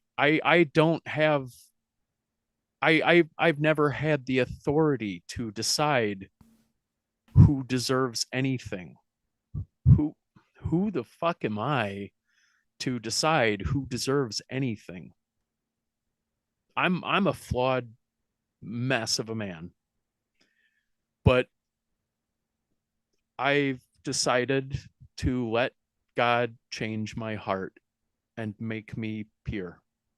Well, that's great, man. Congratulations. I found God through the path revealed in my email inbox, and it sounds like maybe you found it in part through the super chat segment, maybe. In part through so many different things that we get frustrated through our lives when we're like just there's always there's just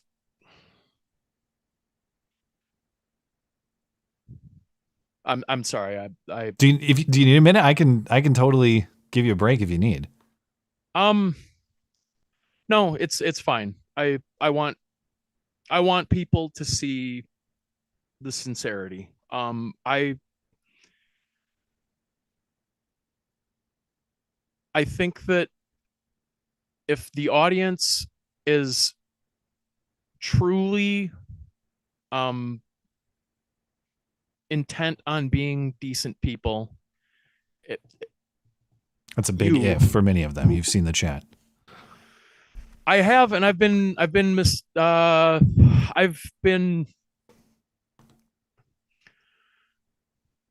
foolish enough to think that I can judge for myself. what people are good and what people are bad. And you definitely can't do that through. Not that I'm saying you are, but internet chat is not a good indicator. Yeah. No. But if the audience is intent on being a better person, which everyone should be, everyone should always try to become better. Nobody will ever be perfect. There's only one perfect creator. And I want to repent for my sins, which I have many throughout my life. We all do. And I want to repent for my sins on YouTube, Rumble. Honestly, I don't want to list them one by one, but I just want people to see the sincerity in my heart, and I want people to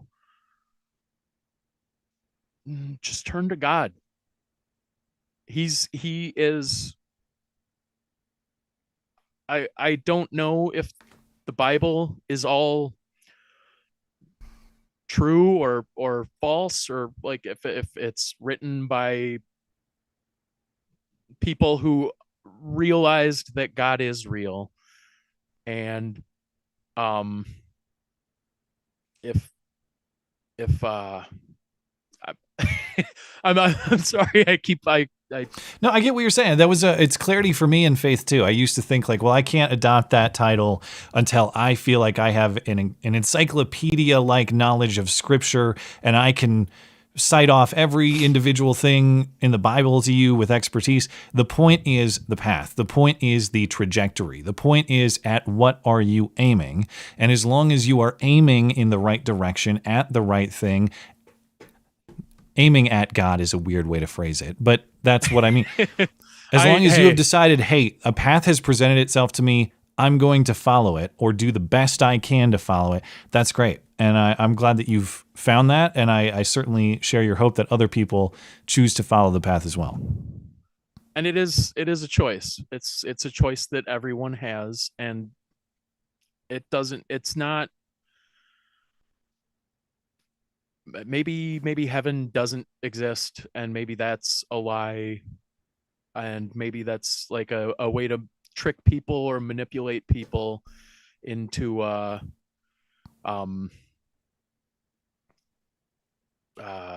like trying to like lie to God, like as if God can't see inside your heart. But I keep finding myself at a loss for words. Well, hey man, I think you've found some clarity, and that's great. And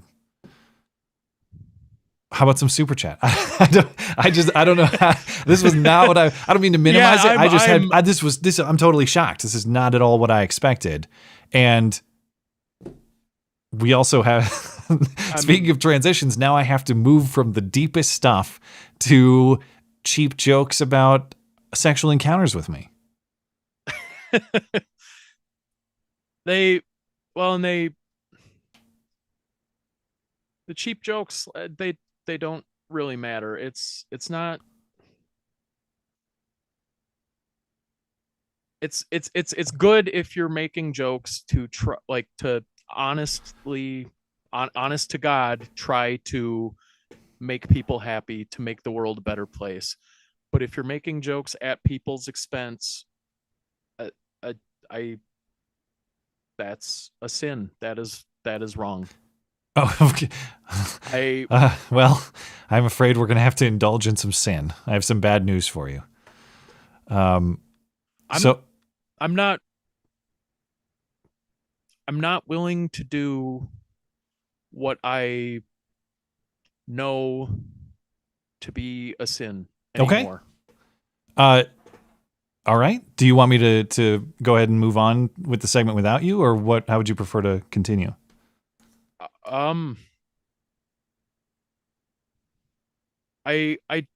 I don't honestly know. Okay. I don't know how to let God decide this right now. Well, if you're not committed to the super chats in the moment, I'll take care of them and we can discuss at your convenience. We can do the super chats. I suppose. Okay. It's going to be. I don't mean to hijack your show, and I don't know. I guess maybe I was thinking that I would stick around and try to like push back against you on like if you read a super chat and you try to say that it's I don't know what I was thinking. Okay. I don't. Well, I tell you what, if you're having second thoughts, if you're having second thoughts, I'm gonna take care of it. I don't want to put you on the spot. I don't want to create like some sort of situation that is potentially regrettable. So I will thank you for coming on tonight. I really I'm sorry. Now I think I think. Okay. I think we should do the super chat. All right. Well, Tortuga says, can't watch live today as some dentist is rooting around in my face hole. Godspeed. Shout out to whoever made the duct tape production shirt design. Been wearing it up and down all over the place. Well, that might be a little self-promotion, Tortuga. He was the designer of the... Or wait. No, you're not that. That's sincere. It's not self-promotion. Tortuga, should I have outed him as a designer? Well, it's too late now. Tortuga did some designs that are excellent. And, but yeah, there was another designer that did a duct tape production one, and it's great. Tortuga is actually, I can feel God speaking to me through Tortuga. Well, there you go. See, the super chats do matter. Everything matters. Everything matters. Every choice we make matters. All right. And the most important choice that I just made a couple hours ago, and that's turning my life over to God. But I wanted to say that Tortuga, you talked about self-promotion, and that's certainly a thing that I've been guilty of. And a lot of people will probably think that I'm trying to put on a show here or something and try to look righteous or whatever. But that I've been very guilty of self-promotion, pride. All right. Long Dong John. You got Long Dong? There's gonna be very conflicting themes here of sincerity and jokes, unfortunately. That's life, right? That's movies too. The best movies have at least a little humor sprinkled in them. I don't know about you, but if someone dug deep into the back of their pants and wiped it on my car, I might have to torch the car myself. What's worse, poop on your door handle or finding a spider in your car? Which one's going to prompt you to burn the car more quickly? All right, Alexis Imhoff. Musk needs to install trunk monkeys in all new cars. Apparently, you got to have defense mechanisms on these things, man. Adriano. You got Adriano? Yeah, I saw a guy choking and I was about to give him the Heimlich remover, but he was one of those self-defecating comedians and I couldn't bring myself to do it. Am I the asshole? Self-defecating comedian is a great term. That's a good one. Adriano also says that. Go ahead. Am I the asshole is a very important question that I think everybody needs to ask themselves. And I think I found the answer, and it's a very uncomfortable answer. But facing the truth is more important than believing that you could possibly ever be wrong. And I've been the asshole my whole life. Well, we all are in various ways. Interestingly enough, the sermon I attended this morning was all about a commitment to introspection. And even if you are the best, most virtuous man, and you have very little faults about you, everybody has an obligation to be ruthlessly introspective. And it sounds like you're on that path, which is a good thing for everybody, even if it hurts a little bit. It's a good thing for everybody to do. it hurts a fucking lot. Yeah. But we don't know God's plan. We just know that he has one, and he will protect us. He'll test us. And we just have to trust. We just have to trust God. Amen. Agreed. Sorry if I'm repeating myself. Like, I feel like I just keep saying the same thing over and over again. Can't make for a very interesting segment. You got Adriano, the next one, or is that mine? Yeah. I forget. I'll just take it again. I have a 2-part question. What part of pixies are pixie sticks made from? Are the pixies used farm raised or wild caught? Yeah. Because if it's wild caught, I'm a little concerned about sustainability. Yeah. I don't know where the pixie farms are, but we're gonna have to get to the bottom of that. Thank you, Adriano. All right. I know the Pixies are from Boston. The band the Pixies. That's right. So yeah, maybe there's a Pixie farm over there. Over on Rumble, I'm just going to get through a few of these. I know there are several here, but Elbot, of course, thank you for supporting the show. I am not going to be niggardly. Do you have Yakko over on Rumble? I do not. Okay. Let me grab that one and tell me what the first one on Rumble you have is. Yakko says, to all the leftists crying, what about the children with the EO regarding the Department of Education? They should be glad we're not like them and force educators to impose conservative values instead. Yeah, well, that's how it would actually operate if it was the model of grabbing the sword for oneself. But what's the next one you got on Rumble? It's not about conservative values. It's about values. We break up into teams. We tell ourselves that, like, oh, I'm on the right team because I'm a conservative, or I'm on the right team because I'm a Democrat. And the truth is that every single person is a unique individual and they'll be judged by God. We should just accept that they are flawed as we are, and that we should be kind to them no matter what they've done, because we've all done terrible things. All right. I'm gonna leave it there on Rumble, and I will come back to these. Well, anything you'd like to say in closing, sir? I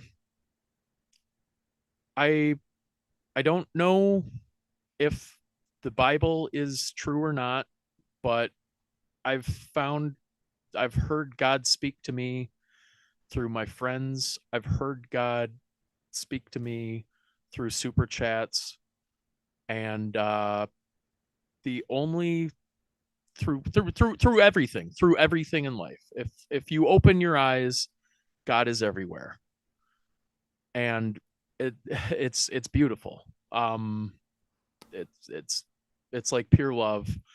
But I think that I would like to maybe join the Bible study with you. Of course, yeah. Anybody and everybody is welcome. Bible study page on my website if people want to check it out. Linked on the homepage. Okay. And I'm sorry to have hijacked the show for this little segment, but I appreciate your contributions, man. And thank you for joining today. I hope you're still willing to have me on next week.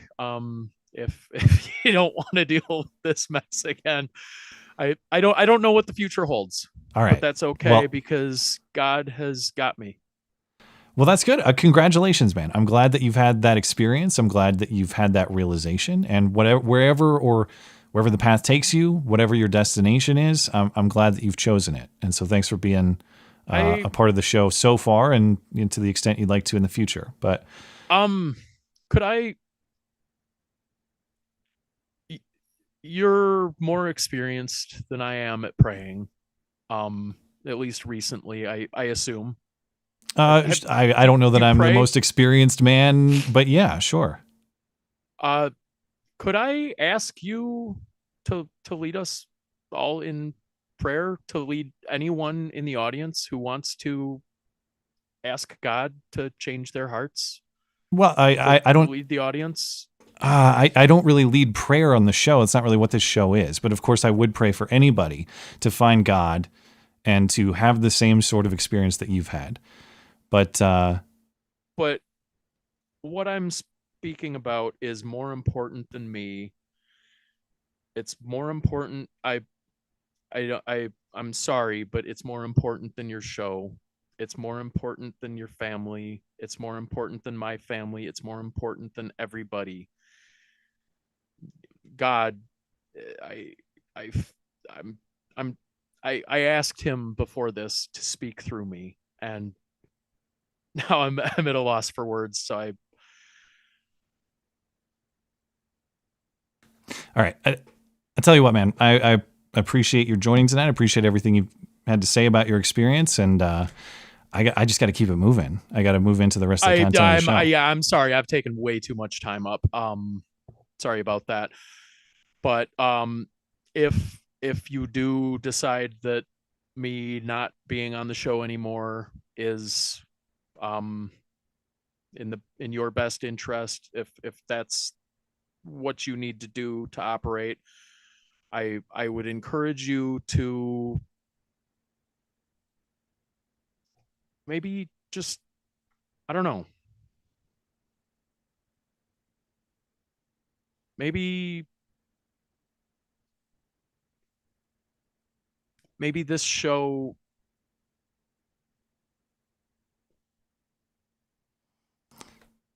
Okay, I haven't reached I haven't reached any conclusion about this. This is actually thrown upon me, and I appreciate what you're saying, but I don't. If you're trying to give me advice about what I might do, I haven't made any determinations on that. I was just saying, as far as like having me on again. You're right.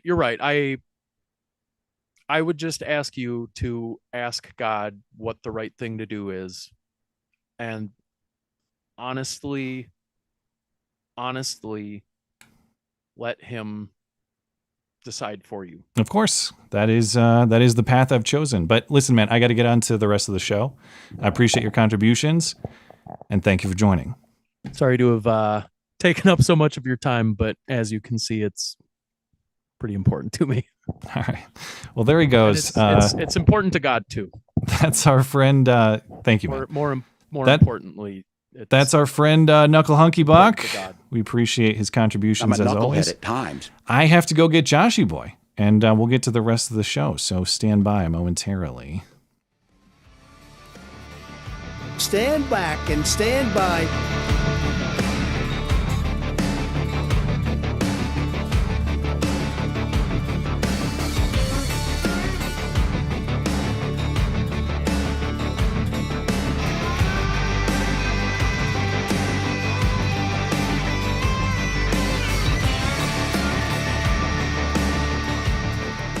Well, that was a surprise. I'm gonna be real calm. Okay. Be kind. Be kind. I am going to be kind, but that was not the right time to do that. I'm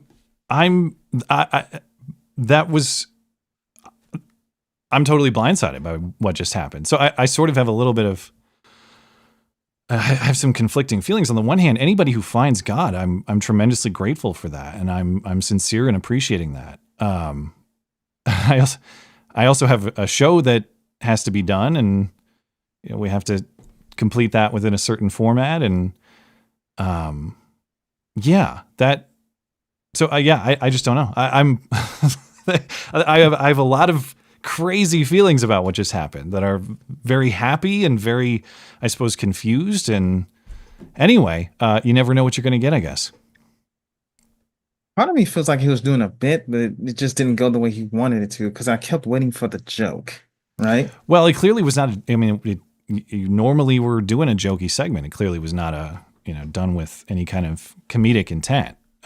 Which again, to the themes, of course, I can respect. I'm not going to be mad that anyone has found God. That seems like a ridiculous thing to do. But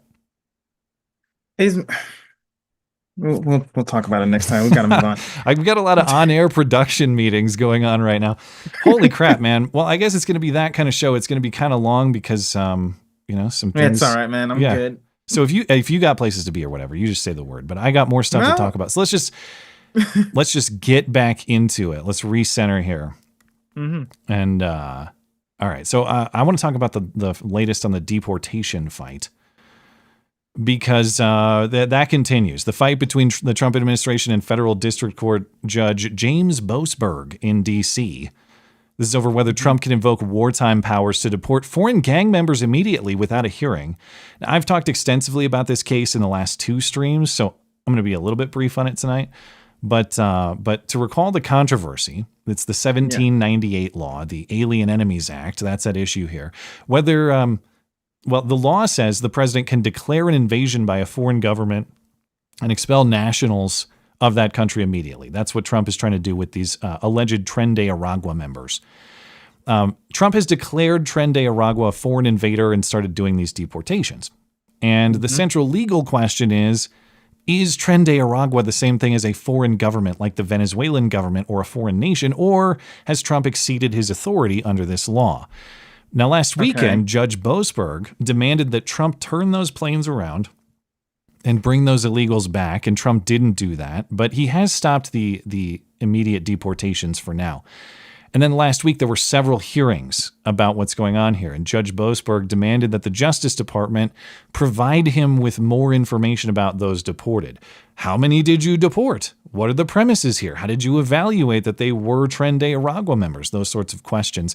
And the Justice Department has largely not complied or tried to delay, and they're citing national security concerns.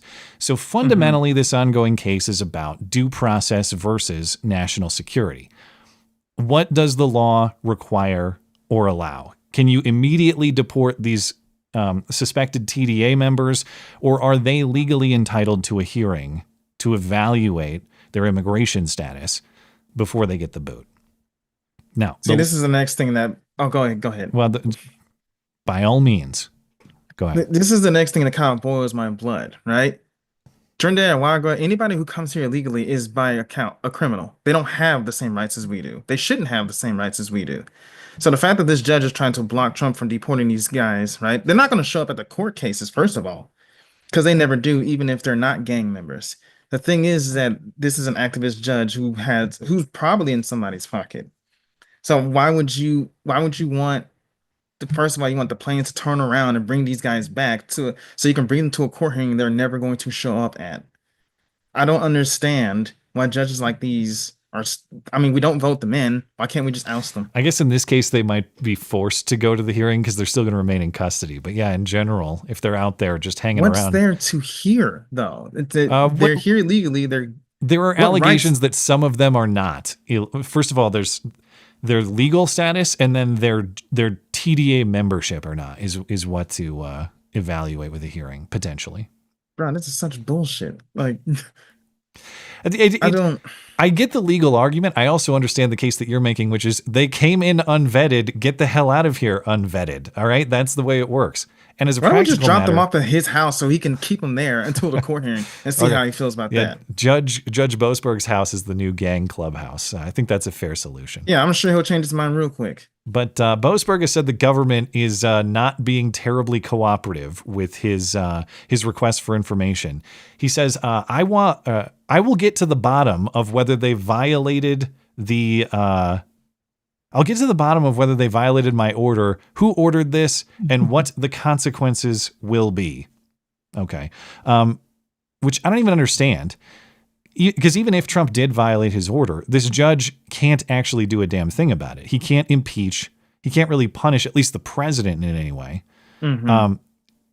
I do agree that there is a legitimate legal question here, but the threats from the judge don't actually matter.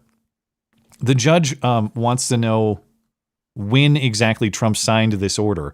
The DOJ won't say. The judge says it appears that Trump signed the order secretly so he could hurry these people out of the country before the lawsuits were filed. Bingo. Sounds like he's got it figured out. Yeah. Yeah, that was the aim. Boasberg, but yeah, what Boasberg says about this doesn't actually really matter. Because not only can he not really do anything punitively, Trump appealed this his injunction, his stoppage on these deportations to the appeals court circuit. There's going to be a hearing on Monday, tomorrow, about that. Trump asked the appeals court to remove Boasberg from the case, but the appeals court declined. So whatever happens there will probably also be appealed. This could be a case for the Supreme Court to resolve down the line to define the boundaries of presidential deportation authority. It's going to be interesting to watch. So very interesting to watch.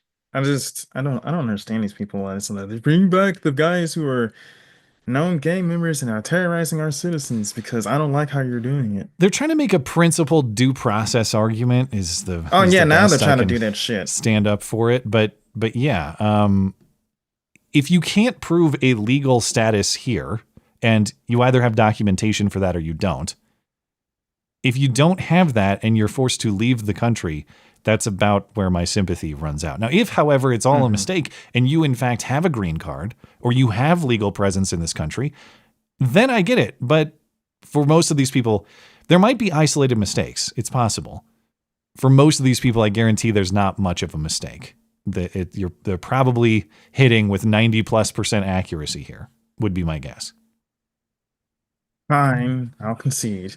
No, you don't have to. I'm actually conceding to your point that when you have these people coming into this country unvetted and illegally, that there are going to be errors in getting these people out of the country. And of course, we want to minimize errors, but given the mess that has been created, it's impossible to do it with perfection. And if you want every single one of these people to have a court hearing at length where they have all of these appeal rights and the full plate of due process, I suppose.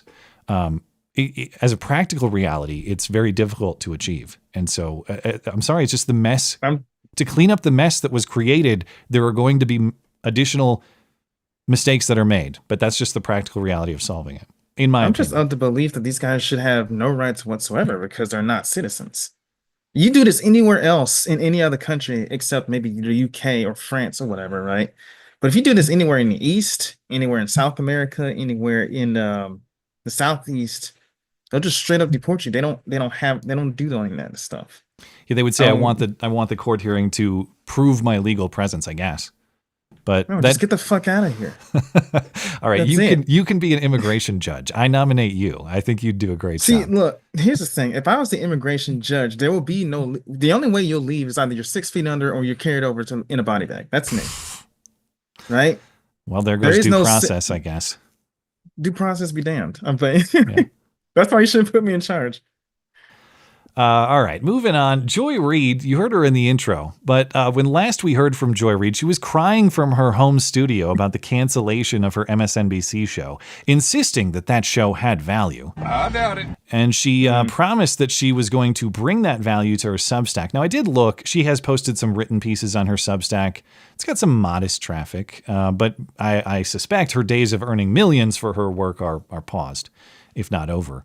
But she looks old, bro. Did she ever look young or good? I don't. No, she just. Oh, how about that? She looks older. Oh, well, she probably has aged in the last couple of weeks. But even though Joy Reid doesn't have the MSNBC platform, that doesn't mean that the retardation has to end, because Joy Reid has plenty of retardation to offer the world, especially if she teams up with Don Lemon, as you can see that she did. And it's hard for me to think of a worse or more insufferable combination of former cable news personalities than Don Lemon and Joy Reid. If you want to make a pure torture show, these are the two that you combine. And I'm wondering, doesn't Don Lemon know, rather, how homophobic Joy Reid is or was? Remember, she got hacked on her blog. Yeah. And posted a bunch of homophobic stuff. And doesn't Joy know how gay Don Lemon is? Or doesn't 2008 Joy know how gay Don Lemon is? But Joy Reid, I guess, appeared on Don Lemon's podcast this week. And she said Trump's an idiot for wanting Canada to be the 51st state because that's not going to happen without a war. And if we were to go to war with Canada, the United States will lose. As an example, see the War of 1812. You can't make Canada the 51st state without going to war with them. And let me explain how that happened, how that worked out the last time we tried to go to war with Canada. They burned the White House to the ground in 1814 and won the war. Canada beat us in the War of 1812. They probably like their chances against us.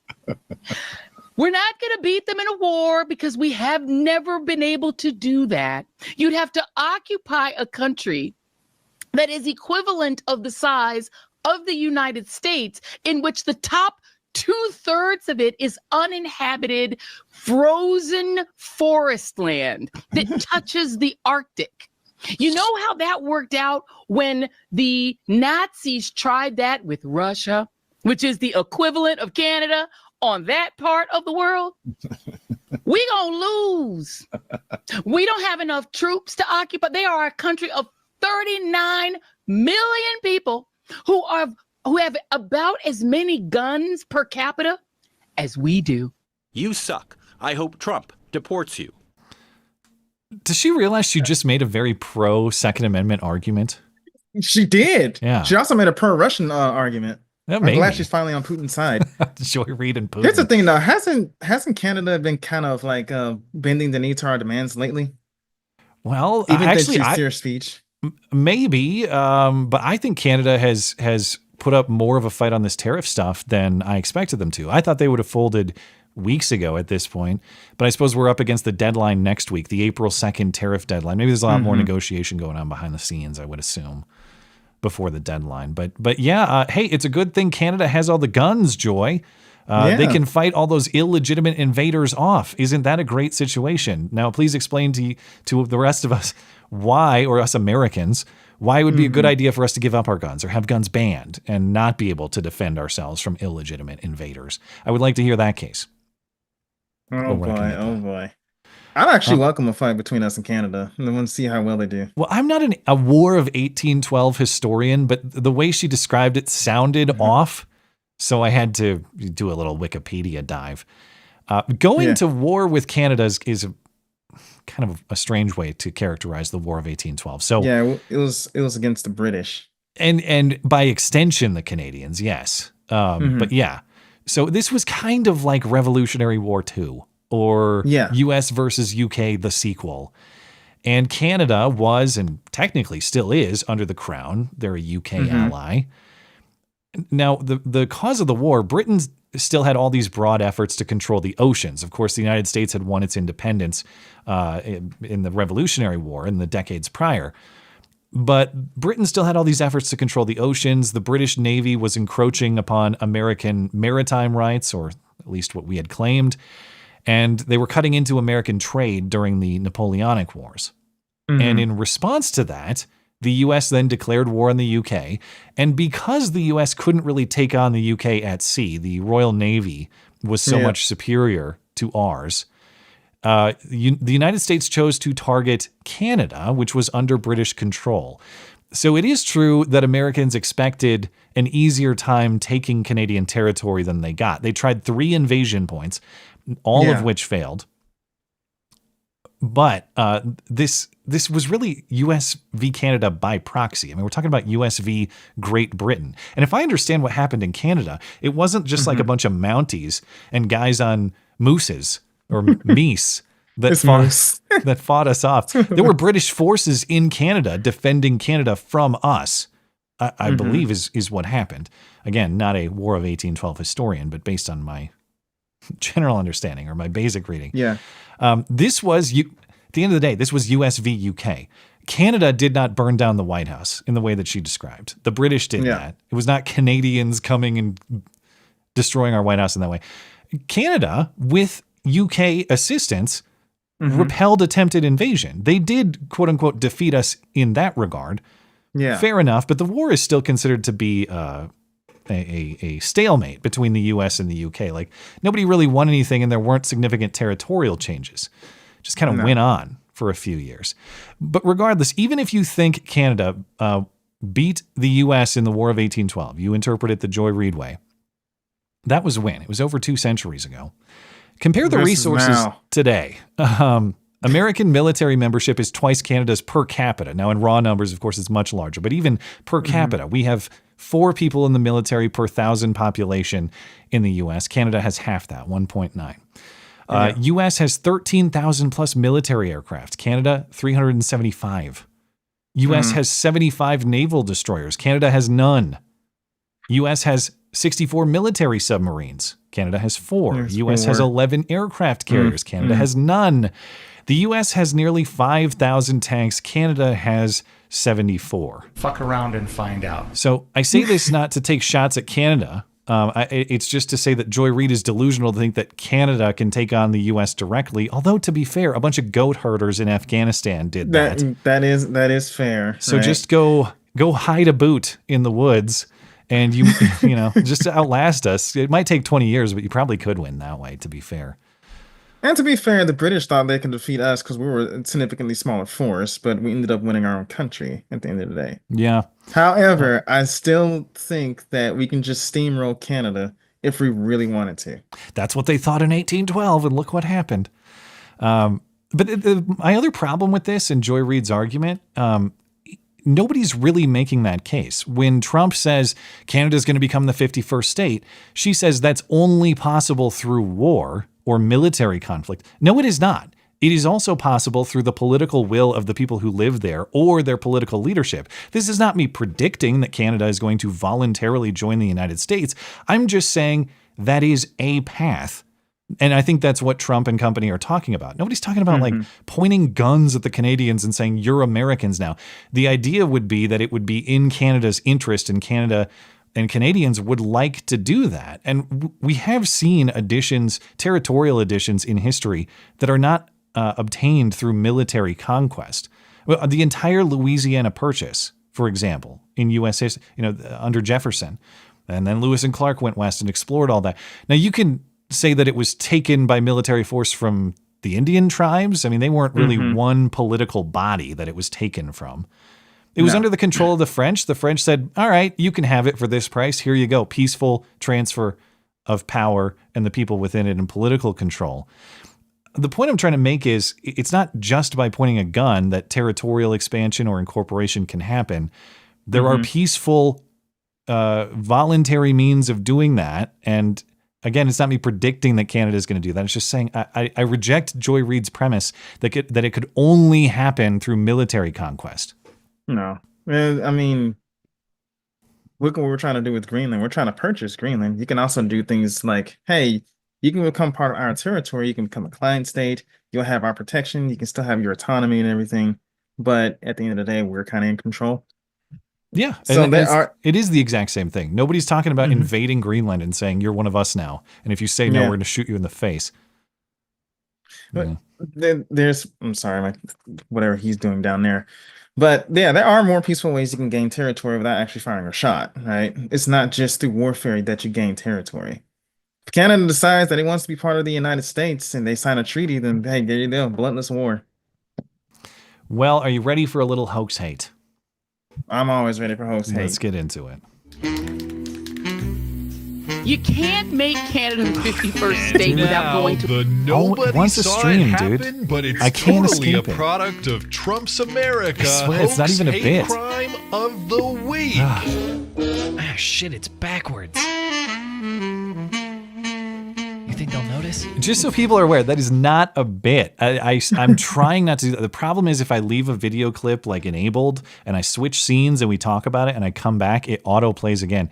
It's me forgetting to do one click before I make some visual changes on the stream, and it bites me at least once a stream. I can't. That piece of duct tape cannot be fixed. I don't know what it is in my brain. I can't escape it. You just need gorilla tape for that one. Yeah. Duct tape ain't gonna cut it no more. Something stronger. I swear I'm trying, and I'm not doing that on purpose. It happens, and it's always once. It's one time a stream. It's not, it's amazing. Okay. Anyway, in San Francisco, a woman thought she heard a guy walking his dog call her the N-word, so she physically attacked him. And then he was put on trial for supposed assault, a hate crime. This week, charges against him were dropped, and because a hung jury could not reach a decision in the case. Caught on video, a melee in a downtown San Francisco liquor store between a man and a woman after she said he called her the N-word. But now, charges against the man have been dropped after a jury hung in favor of acquitting him. Her reaction was uncalled for because it did not actually happen as she thought. Deputy Public Defender Deborah Awolope says her client, Irvin Rivera Lara, took the stand, as did his accuser, Wendy Drew. When she thought she heard the N-word, a word that was not actually used. Drew tells me she knew what she heard. So I am disappointed because he did call me F-N-word. He looked at me in the face and said it. Drew was on the phone with her mother when she says Laura Rivera called her the N-word while walking his dog. The man's attorney says he never used the slur and instead was calling his dog Papas to make sure the pet didn't get in her way. Misjudged the situation, misheard Mr. Laura Rivera, and thought that she was called the N-word, which was not the fact. She says Drew confronted her client, who pushed her away. She then threw the phone, she says, at his head and charged at him as he entered a liquor store at Drummond Market. Laura Rivera ends up getting pepper sprayed by a customer. One thing led to another, and Mr. Laura was put in a position where he felt the need to defend himself. Drew sees it differently. And he shoves me to the ground and then proceeds to hover over me to show dominance. So when I get up, my reaction was to throw my phone at him. Okay. To show dominance? Yeah, she's saying he stood over her like in a hulking Bro, way. She looks dominant. Yeah. Bigger question is, why is she not on trial? Okay. What I'm saying is, even if he walked by her and said, "You're an N, ma'am," that does not give you the right to start karate chopping his phone to the ground or smacking him or whatever you're doing. Her version of the story is, I was called an N, so I get to physically attack people. No, you don't. Why were charges ever brought against him, even if he said the N-word? It makes no sense. These people, it's like they always say, we're so strong and so educated that saying the N-word will completely destroy us.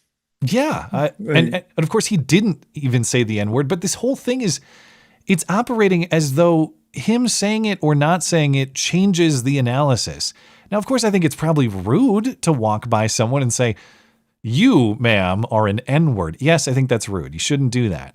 But that does not give anybody the right to physically attack. And the whole case is premised the premise here is that if he did that, then she's justified, and him defending himself from her aggression is assault or some kind of physical crime in that way. Yeah. She says, he hit me to the ground, stood over me for dominance. Why? It does look like he gave her a shove in the video. Why did he do that? Is it because you physically aggressed on him? You approached him? He threw a phone at his head, too. Yeah. He looked like, dude looked like he just had enough. All right, it looks like I'm just going to have to beat a chick's ass. Like, this is what How's this for equality? Yeah. But seriously, no, that's the world that these people want. They want equality. They want egalitarianism, and this is what equality looks like. You can't just assault a guy because they offended you. You know how many times I got called a name, right? Has anyone ever done that to you? You're walking down the street. Well, hello there, N. Has anyone you ever had that experience? Yeah, other black people. No, I mean like a person insulting you. Oh, insulting me? Yeah. No. Hard R, I have disdain for you on account of your race. I'm pretty sure, man, I'll probably die of old age before that actually happens. That's the thing that what people don't understand. You have to go and look for that shit, right? You know, I'm out and about. I'm always around a lot of white people. Nobody's ever called me the N-word out of malice, right? It just doesn't happen the way these people think it does. And when they want to hear certain words so they can have a reason for lashing out, right? He should have just ripped all the weave out her hair, right? And let that's her true. He didn't even beat her up that bad. Her weave stayed on. It wasn't even on the ground. Not a single mark in place. Yeah. I guess all that fat she had kind of absorbed the punches that he was throwing. You know, that's the actual N-word pass. It's not for white people to say it. It's that if it is ever uttered in any context, a black person gets to do anything they want with impunity. That's the real N-word pass. Why can't they just roll it off? I mean, I thought we were supposed to be tougher and thicker than this. Even if I was called the N-word by a white person out of pure malice, I wouldn't really go sling. I was like, okay. Yeah, you seem like a dick, but I got stuff to do. I'll see you later. Yeah, he's like, well, you're this and this, so what? Yeah. Recall the last clown DA in San Francisco, Chesa Boudin. He was actually ousted by recall. He was replaced by Brooke Jenkins, who has since been elected back into office, I think just this last November. And Brooke Jenkins has seemed comparatively sane, but how did she allow this nonsense? And it's not just that like some other prosecutor in her office that she didn't have good oversight over did this without her knowledge. When this happened, I haven't seen anything from her after the decision was made to drop the charges after the hung jury. But when this happened and she brought charges back in September, she definitively called this case a hate crime. She put out a public statement that said, in part, quote, "Hate crimes have no place in our community and must be addressed swiftly by the criminal justice system. Attacks like this," she's accusing that guy of being the attacker, "attacks like this demean and degrade individuals while also shaking whole communities. I will do everything in my power to ensure there is accountability and justice in this case." If she investigated the case for 5 seconds, she would have seen it was bunk. He didn't say the N-word. But even if you think he did say the N-word, how can you possibly bring these charges? Because it's clear who physically attacked whom. Yeah. I'm baffled. She started the fight. Yeah, well, I guess I'm the idiot for like thinking Brooke Jenkins in San Francisco had shades of sanity. And I guess not. I don't know. Yeah. You see, people like me, we blacks, we're a protected class, right? We have to be protected at all costs. Somebody calls us N-word, it gives us ground to beat somebody's ass, right? Seems so. Sure, it's wrong, and sure it counts as assault, but I don't know. I just don't understand why. Look, man, this is why I don't claim to be black anymore, or at least other. This shit happens. You're the reverse Dolezal. You're out. You're gonna have to straighten your hair. Yeah, that's true. I gotta straighten my hair. And start wearing this. No, I gotta cut it off is what I need to do. Yeah. Right. I don't know, man. It's just that whenever I think of my people and I see this shit right here, and this is why I'm too white for you guys. I'm too white for the blacks, and I'm too black for the whites. I don't know where I'm supposed to belong. Unfortunate, but I'm sure you'll find your place in this world. Now, in another story, recall a few weeks ago, this is back in February, outside of a Seattle gay bar, some rowdy youths were accused of committing a hateful drive-by water gunning while yelling various slurs. Hello, you fat. So you're a queer, aren't you? Queer. That's actual audio from the incident, I believe. And even though they were using a water bead gun, I've not seen one of these. I'm not really familiar with them. I gather they're a toy though. They fire little balls of gel, and it's a toy that's not dangerous in any way. At least that's. Do you dispute that characterization? No. I kind of know what it is. Okay. They used to advertise this, I think, back in the early 2000s. They don't hurt you. They kind of burst on impact. Yeah. So you might feel something, but it's nothing like a pellet gun or anything like that. Yeah. It's harmless. As opposed to like a squirt gun that fires a stream of water, this fires like an orb of gel. Yeah. Yes. And it just breaks on impact. Yeah. It's used for fun, basically. Yes. You can buy them at Walmart in the toy section. Mm-hmm. So this was treated as a hate crime, and there were significant police resources put into the investigation here in a city where there are actual shootings all the time. And sometimes you might walk down a street and it's very hard to avoid stepping over a drug addict, a dead drug addict or something like that. According to police, at least one gay bar patron reported being struck by a water bead. So there was only one person who was actually hit. It was a toy gun. They're driving around calling them homos or whatever, and one guy takes one water bead. That was the extent of this this supposed hate crime. Well, Seattle police are announcing that all of their man hours have apparently been successful. Ladies and gentlemen, we got him. They have found the rowdy hooligans responsible for all of this tomfoolery, and they will bring the shenanigans to justice.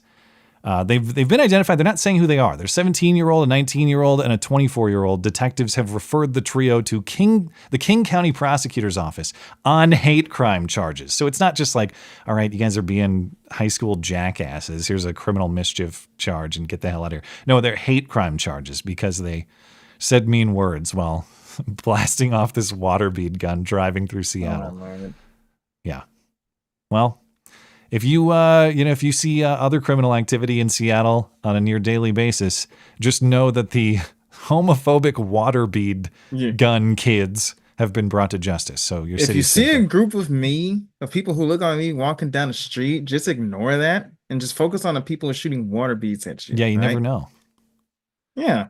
I mean, the next step, we're going to find that those kids drove into the wrong neighborhood and got caught up in some gang warfare, and they're all dead now. But that's okay, because that's what they deserved. Mm-hmm. All right. Just out of curiosity, real quick, are these kids white or are they black? They haven't identified them as far as I've seen. They've got to be black then.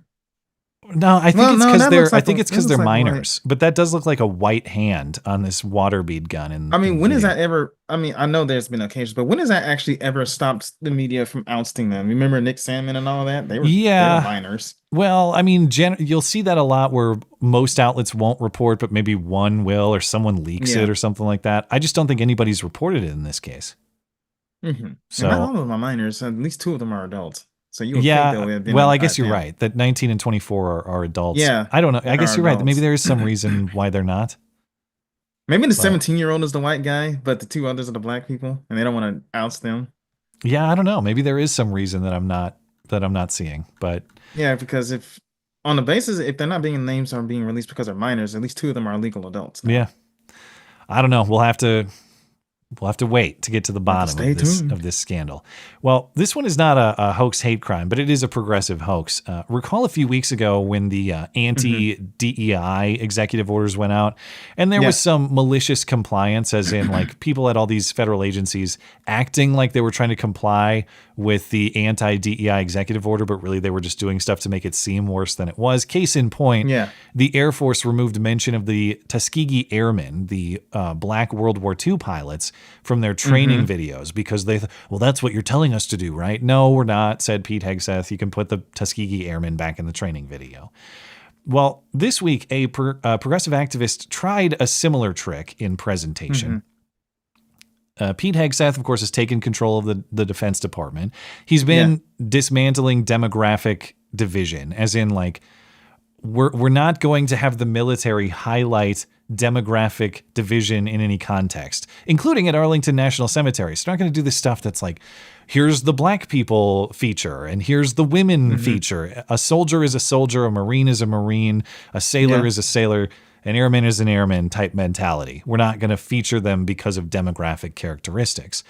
And pursuant to that, Pete Hegseth has organized a reordering of the list of notable soldiers buried at Arlington National Cemetery. Medal of Honor recipients and other high-profile graves are part of that list. If you go to Arlington and you want to see where's so-and-so buried, here's the guide to figure out where that is. And on that list of notable people who are buried at Arlington is Colin Powell, the former general and diplomat who died in 2021. Well, an activist called Carlos Turnbull this week claimed that Hegseth had actually removed the names of all black people from this list of notable people buried at Arlington and every woman, and now the list only includes white men. You are fake news. Very fake news. Now, what the Pentagon actually did was they rearranged the list organization. So now it's not, there's nothing in the Pentagon's documentation that says, do you want to see where all the notable blacks are buried? Do you want to see where all the notable women are buried? No. Now it's just organized by where people are buried. There's no racial or gender distinction about it. So Colin Powell, just like every other minority who was on the list before, he's still on the list now. It's just the list is organized in a more sensible way. You think that people will celebrate the fact that we're not trying to separate people by race or sex, right? No, we have to do that just the way they want. These people are backwards to me. They make no sense. Especially him. Discouragingly, the lie isn't even ratioed, despite a community note correcting the record on X. All hope is lost then. The tweet has 46,000 likes and 17,000 replies. No attempt from Carlos Turnbull to correct the record as far as I've seen. You suck. I hope Trump deports you. Maybe he's going to El Salvador soon. I don't know. Hopefully so. We can catapult him across the border. All right. Well, I got to get back into Super Chat. Do you want to stick around for that? Sure, man. I'll stick around. All right, let's do it. I forget where exactly I left off, but I know I didn't get through a lot of Rumble chats. So and I didn't get to Odyssey at all. Let me catch up on Odyssey, and then I'll head on over to Rumble, and then we'll come back to YouTube and Tippy. Over on Odyssey, Blanket's sending me great memes, as always. Thank you for that.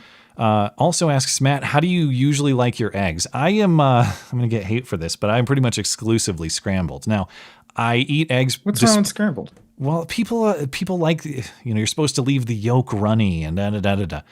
Just those people, man. I love scrambled eggs. Scrambled eggs are the only way. I eat scrambled eggs pretty much every morning, despite the recent bird flu outbreak. I'm holding strong, and I'll still pay the inflated prices for my eggs. Very nutritious food. I just feel like you should eat eggs every morning. It's good for you. Yeah, I mean, scrambled eggs is the way I eat it. I put salt on it, and it's great. Yeah. So if you're an egg elitist of another variety, that's fine. Good for you. I just I don't. How do you feel about runny eggs? I'm not into that. No, I eat my eggs scrambled. It's easy. All right. I like it that way. It just feels more earthy for me. Well, isn't that not earthy? Wouldn't the Earth way be the Rocky style? Just drink the eggs straight. Isn't that as earthy as it gets? I mean, if you're a heathen, it's like that whole argument. Remember how you identify a communist? If you pour in the milk first before the cereal, you're just a damn commie. It's one of those, right? Well, I'm open to other methods of egg preparation beyond scrambled, far more than I'm open to pouring milk in the bowl before the cereal. That's psychopathic. Somebody on this show many years ago actually tried to make that argument. It's always been a bit. Video. It's like a trolling thing. I don't know how serious they are or not. Yeah, it gets pretty heated. Blanket says, Matt, who are some of your favorite authors? I'm not, I don't read, especially fiction, for fun very often, because I read so much for my day-to-day that I just don't have an appetite to read for recreation. But I would say the last book that I didn't even read it. I listened to it on audiobook, but that counts, right? Mere Christianity, C.S. Lewis, is probably the last book that really changed my perspective on some things. And so that I'd go with C.S. Lewis as the last author that I air quotes read that really brought me some new ideas or a new way of looking at the world. I usually listen to Audible because when I do books, first of all, it's hard for me to focus since I'm kind of ADHD, right? So it's kind of hard for me to sit and read something, even though I can do that. Books that I like, of course, Tolkien is my favorite with the Lord of the Rings and everything, but because I think it's funny. Have you ever heard of Harry Turtledove? No. He does these alternate history books kind of things. They're kind of like silly stories. Like What If the South, Guns of the South is one of his books for known. Like the Confederates have like AK-47s or whatever. It gets really outrageous. But stuff like that is funny to me. All right. Matt, what do you think? Blankets also says, Matt, what do you think if AOC was their pick in 2028? Look at that big ass. Look at that big juicy booty. Can't wait.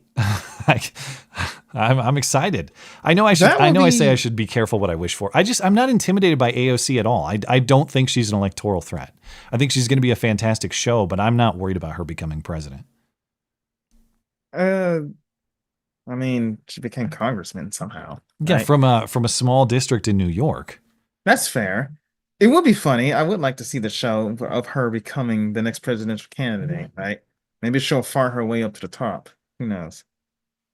Yeah, I'm here for the show. It's going to be great. And of course, the more the Democrat Party goes left and left, I think that's it's not necessarily of benefit for the country, I suppose, because we don't want the country to head that way. I'm just saying, I think if they decide to go that way strategically, they are assuring their own extinction. And you would think, I mean, remember the Whigs party way back when they went extinct, but the Democrats still hold on. The thing that I'm worried about is that let's say that the Democratic Party was eliminated, right? They're finally collapsed or finally burned. What takes their place? I guess just the commies. Yeah, there's no more hiding it. They're just the Red Party. Yeah, just the Red Party. All right, over on Rumble. Spirit of Lexington, boycotts are moral because you can choose to participate or not. Cancel culture, which is the Tesla terrorism, that's an example of that, tries to force everybody to participate. Yeah, when people are saying like, oh, well, you guys boycotted Bud Light, these are not the same thing at all. Yeah, we didn't go off torching their companies or anything like that. We just didn't buy their stuff. They couldn't even get rid of the shit for free. Yeah. That's how you protest. The equivalent, the attempted equivalence between like lighting other people's property on fire and just abstaining from purchasing it, or at worst, the Kid Rock thing of buying a bunch of Bud Light yourself and then shooting it. Well, it's still your property at that point. So by all means, go ahead. Untold says, let the lad talk about God, Matty boy. He's got a lot in his heart and he's ready to let it out. He's just a boy. For God's sakes, let him have his word. He's just a wee lad. Christ is king, Matty. Well, I agree. I don't think it's fair to say that I didn't let him talk about it, though. I think but even the Bible says there is an opportune time for everything under the earth, and this just wasn't the time. Well, right? Regardless of that debate, I mean, I appreciate it, Untold. I just don't. I don't think it's fair to say that I didn't let him talk. I think I gave him plenty of room to talk. But at the end of the day, this is a show that has to move on to what it's designed to do, and so I have to accommodate that too. And I gotta be fair to our super chatters too. I mean, the point is we have to read the super chats and interact with the super chats. So I gotta steer in that direction too. Yeah, I have no ill will against Knuckle. I like the guy a lot. It's just the fact that had he kept it brief and then did the super chats, that would have been fine. It's just the fact that it dragged on longer than it should have. I'll it's something he and I will talk about later, and I don't mean that to sound ominous in any way. That was something that was brought to me in the same way it was brought to everybody else. Like I had no knowledge ahead of time that was going to happen. So when I say he and I will talk about that later, I don't mean that to imply like I'm going to give him a stern talking to. No, it just means like that surprised me and we probably need to talk about it. So that's kind of how I'll go about it. Tank1562 says, this is better than any segment. You've inspired me, Knuckles. I have my own experience with finding God. Long story, but I'll tell you one day. Well, glad to hear it. We love you. I've always You're very wondered special. how people, I mean, I know there are different ways that people come to Yahweh a lot, right? I just grew up in a Christian home and I just eventually did that on my own. But yeah, it's always interesting. Like I said before, it always is interesting to hear how people came to Christ, right? I would be more so interested in hearing a story like, okay, how did you come to this realization? What led you to here? Yeah, and you always, when it happened to me, it's like, this seems like a silly path or a silly way to find that. But the truth is, there is no silly way to find that. When the path reveals itself to you, no matter how unexpected it may seem, it is always a good thing to follow it. And so I'm always thankful whenever that reveals itself to anybody. And Knuckle included. I'm happy for him. Donnie says, repent and make this world a better place. Yeah, a little introspection goes a long way. If everybody was introspective and self-critical, and I know it's hard to do and nobody's perfect in that way, myself included, but if everybody had an inclination to look within themselves before they start pointing fingers at other people, the world would be a lot better place. And so I appreciate that he's doing that. Yeah, unfortunately, it's never going to be like that. I know people are hopeful. It's like, well, people are starting to go to church. People are starting to look within themselves. It's like, yeah, but we're technically still in the minority, right? There's even deep problems along with the churches, as you've seen with the female priests and allowing the gays to just kind of infiltrate and everything else. So this goes deeper than that. I did have an email question from last week that I hope this upcoming Wednesday we can get to. Yeah. Are you saying you sent one? Is that what you're saying? Yeah, I sent one last week, but I was kind of late on it. Oh, okay. So Tim probably just missed it. So yeah, I'll probably get into it this week. Laser says, someone really cleaned their room this weekend. I guess he did. I guess he did clean up his room. Sounds like he's on that path. Donnie says, it's settled. I'm getting Deus Vault tatted on my knuckles by Easter. May God's will guide my hands. Yeah. I can't say. I've seen a lot of regrettable knuckle tattoos. Maybe that's a good one. I don't know. I'm just not a tattoo person. I mean, everybody in my family, except my dad and I, have tattoos. Yeah. Donnie says, closing the show in prayer for the community would have been pretty based. Listen, man, I sincerely pray that everybody in this audience finds God, and I celebrate them if they do. At the same time, I have to recognize that like this show is not necessarily that in its structure. I suppose it could become more that over time. But there's also the reality that I just can't be like put on the spot to fundamentally change the show on a moment's notice. It is not, I don't hesitate to do that for any opposition to it in principle. It's just, I have to stay committed to what this show is. And I want people to find God, and I celebrate you if you do. And I'm happy for you if you do, but I'm not necessarily prayer leader guy either. And maybe I will be someday, but I'm new to this like anybody else. And frankly, I feel it would be a little bit presumptuous of me to do that. I don't feel qualified to do it. If I play a part in leading people to God, that's great, but it's a leadership position right now that I'm not completely confident in my role in assuming, if that makes sense. There's a certain, it does. To do that carries a lot of responsibility, and I'm just not sure that I'm there yet. Although I hope I will be someday. I will say on that end, since I do work at a church and everything, sometimes I'm asked to lead a prayer. It is kind of awkward and everything because it's like, okay, well, what do I say, right? How do I pray? I don't want to sound stupid or anything like that, especially if you're praying around others. So what they do, since it's a Christian school, sometimes in the cafeterias when it's lunchtime, they'll have a student pray. This can range anywhere from somebody from fourth grade all the way up to maybe 7th grade or middle school or something like that. So it's not necessarily a leadership thing. It's just a participation in prayer. Does that make sense? So you don't have to really feel like a leader in order to do that. Yeah, I suppose.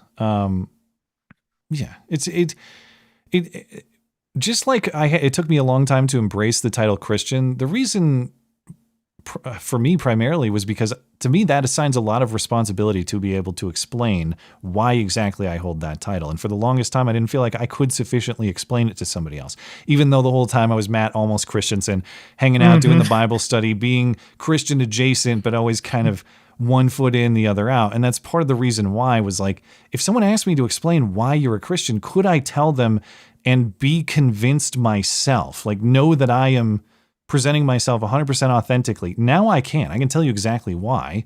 And I've told this story on the stream before, but with prayer leadership, it's sort of the same thing. It's like, okay, if I do this, I want to be thoughtful about it and know exactly what I'm going to say and why. And maybe I'll get to the point where it is more of a spontaneous thing for me, but I'm not there right now. And it's just a lot of responsibility that comes with that. So I just want people to understand what I'm thinking on that. Yeah. Prayer is something that me and my dad was talking about on our 101s.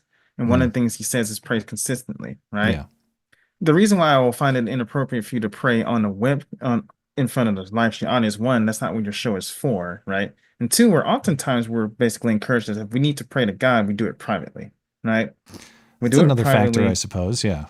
Yeah, we do it privately, we do it quietly. If you're in a group, you pray within the group. But to do that on the stream does seem a bit inappropriate. And most people would call that, this is kind of showy or something like that. That's what televangelists do. There's a risk there too. It's like, if I'm going to do it, I want it to be authentically me. And it's not that prayer is not authentically me. It's just if I'm taking a prompt to do it, it's not my own direction at that point, Yeah, it's basically a performance. Yeah. The Spirit of Lexington says it's hilarious when you realize that it's the executive branch that enforces federal court decisions. Yeah, the judicial branch, at least in terms of determining what is constitutional, they don't have some sort of police force or army that comes and tells you that you must comply. This is not me advocating rejecting court decisions generally, but it is to acknowledge that when courts go rogue, and I do think there's a lot of that going on right now, they don't actually have an enforcement mechanism. The enforcement mechanism against both judges and the presidency is congressional impeachment. And so if you're a judge who's really pissed off that the president won't do what you say, I guess be pissed off, because it's going to be up to Congress to determine if that president has abandoned his constitutional duty or not. Laser says scrambled eggs with ketchup. I'm a salsa guy. I like to put things in the eggs, but I would prefer salsa to ketchup. Ketchup and eggs is not really my salsa. Thing. Oh yeah, it's great. Okay, so breakfast burrito with some salsa and sour cream and all that. Fantastic. What are you talking about? You've never had salsa with eggs? No. Oh my God. I've never heard of that before. So you got to try. I've also learned, I'm from the South, but I'm not really Southern, I guess. But people also put gravy on their eggs, which I also thought was kind of strange. I'm not a gravy guy. Not my thing. It depends on how the gravy is made and everything. But salsa and sour cream on eggs sounds.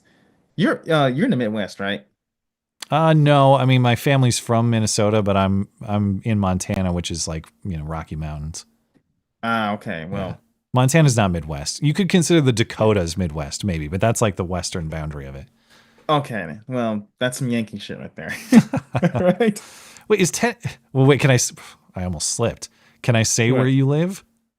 Yeah. Okay. So is Tennessee considered the South? I guess it's like the northern boundary of the South, huh? We're known as the uppity South. Okay. We were first as the Confederates, then we switched over to the Union, so we're kind of South, right? We're in the southern region, like next to South Carolina and North Carolina and everything, right? So, yeah, if you go further northwest, you'll start seeing a lot of more Confederate flags. Yeah. But yeah, I think they're still around, huh? Not trolling, genuinely sincere.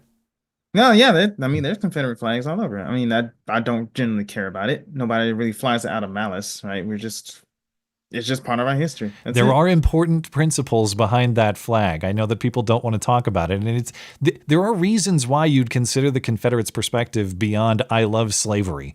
There are important principles about states' rights and political autonomy that matter. We like to forget that part. Plus, the Union was basically doing the same thing that the British was doing to us, right? Taxation and representation. And on top of that, not everybody liked slavery, because here's the thing. When you have slave labor that can do most of your work for you, right? If you had paid farmhands, they'll be resentful because they're out of a job.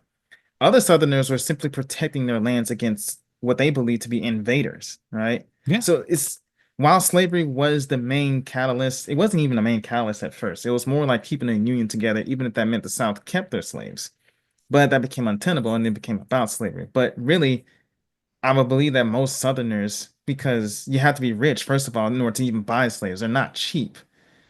But most of them weren't slave owners. They were just protecting their lands from the Union. Yeah, and of course, we can all agree that slavery is a moral wrong that should not be engaged in. Agree fully. I would also defend states' rights to handle murder within their jurisdiction the way that they see fit. I don't favor federal encroachment on state police powers to handle murder. By extension, I also don't necessarily favor federal intervention on state police powers on everything below murder. So, yeah, it's not just, the question is much deeper than is slavery moral or not. Of course it is not. But the question is who holds police power constitutionally and why? And there was a lot of power grabbed from the states given to the federal government as a result of the way that we settled that question through the Civil War that I don't think are right. Though, of course, I agree that slavery being a thing that is not here anymore is morally correct. What happened legally in the Civil War or after the Civil War, I think, is not necessarily correct. But you can hold those two positions together. Mm-hmm. Link to the future for to Knuckle for a streamer that was unprofessional as ignoring super chats. I've been a selfish asshole. Yeah, you need to work on that. Well, we'll give him a break. The guy's clearly like having a moment, and I want to be understanding of that. Listen, if you believe that you've found God and you've had that kind of revelation, it is a moment, and I don't think that he's faking on that. I believe him as genuine there, and so I'm going to extend quite a lot of understanding pursuant to that. But I appreciate it. Link to the future. Laughing Boy, we killed all the Whig Party members, and that's why they are no longer a party. Is that how it went down? I don't necessarily know the history. I don't know the history of that either. I just know they don't exist anymore. Well, like there once a Whig Party, and then there was no more Whig Party, and the Republicans took their place. Fair enough. I'll take that historical account. Dangerous Spaces. I got an omelet maker a little after Christmas, so all my eggs have been omelet form ever since. Bloody eggs were nowhere to be found when I went shopping this week, though. So bird flu has struck Australia, too. Bro, you would not believe just how empty those egg racks are. And when I went to go buy some eggs so that me and my crew can go make breakfast for us, I had to pay basically $6 for the cheapest kind. For 12? Right? This isn't... Yeah. I think that's still what the average maybe is or was. It's fallen quite a lot, and it's gotten better around here. Not where I am. They used to be a lot cheaper than that, especially when you get it from Walmart. And these before all this. I'm saying fallen quite a lot from the height is what I'm saying. They're on the downward trajectory. I'm taking the Biden argument of look at the improvement compared to the worst ever. Yeah. All I know is that I paid $12 for 2 dozen eggs, and I was kind of mad about it, but whatever. Donnie 5000 based. Well, thank you, Donnie. Appreciate it. Dangerous Spaces says power came back on towards the end of the super, so I missed what happened. As somebody who grew up in a church, even during a service, it may not be appropriate to interrupt and insist prayer right then. Yeah, I mean, we're like I said, we're gonna aim for understanding on what happened tonight, and I'm not gonna make definitive statements about this or that. But yeah, it was definitely an event, that's for sure. GR says, hey, my riggers. Sorry I wasn't too involved tonight. Just want to give you your peso. See you on Wednesday night. Well, never apologize for supporting the show. We love you. Has he ever You're very called special. No, I don't think GR ever has, unless I. Well, if you ever, GR, if you're listening, if you ever want to hop in a call, that would be interesting. He's welcome to, of course. All right. Well, we got trying to welcome new guys. Quite a few over on YouTube. So let me have a crack at these. Oil King. Knuckles, I've been through great pain, and I understand trying to find answers. The book of James is a good start. I understand the struggle. Finding your words, yag, yag, yag, I tooted. You know, he always has that tagline. I was always told that the book of John was a good place to start. That's where I started, was John's Gospel. And I've only gone through John, and we're most of the way through Acts now in the Bible study.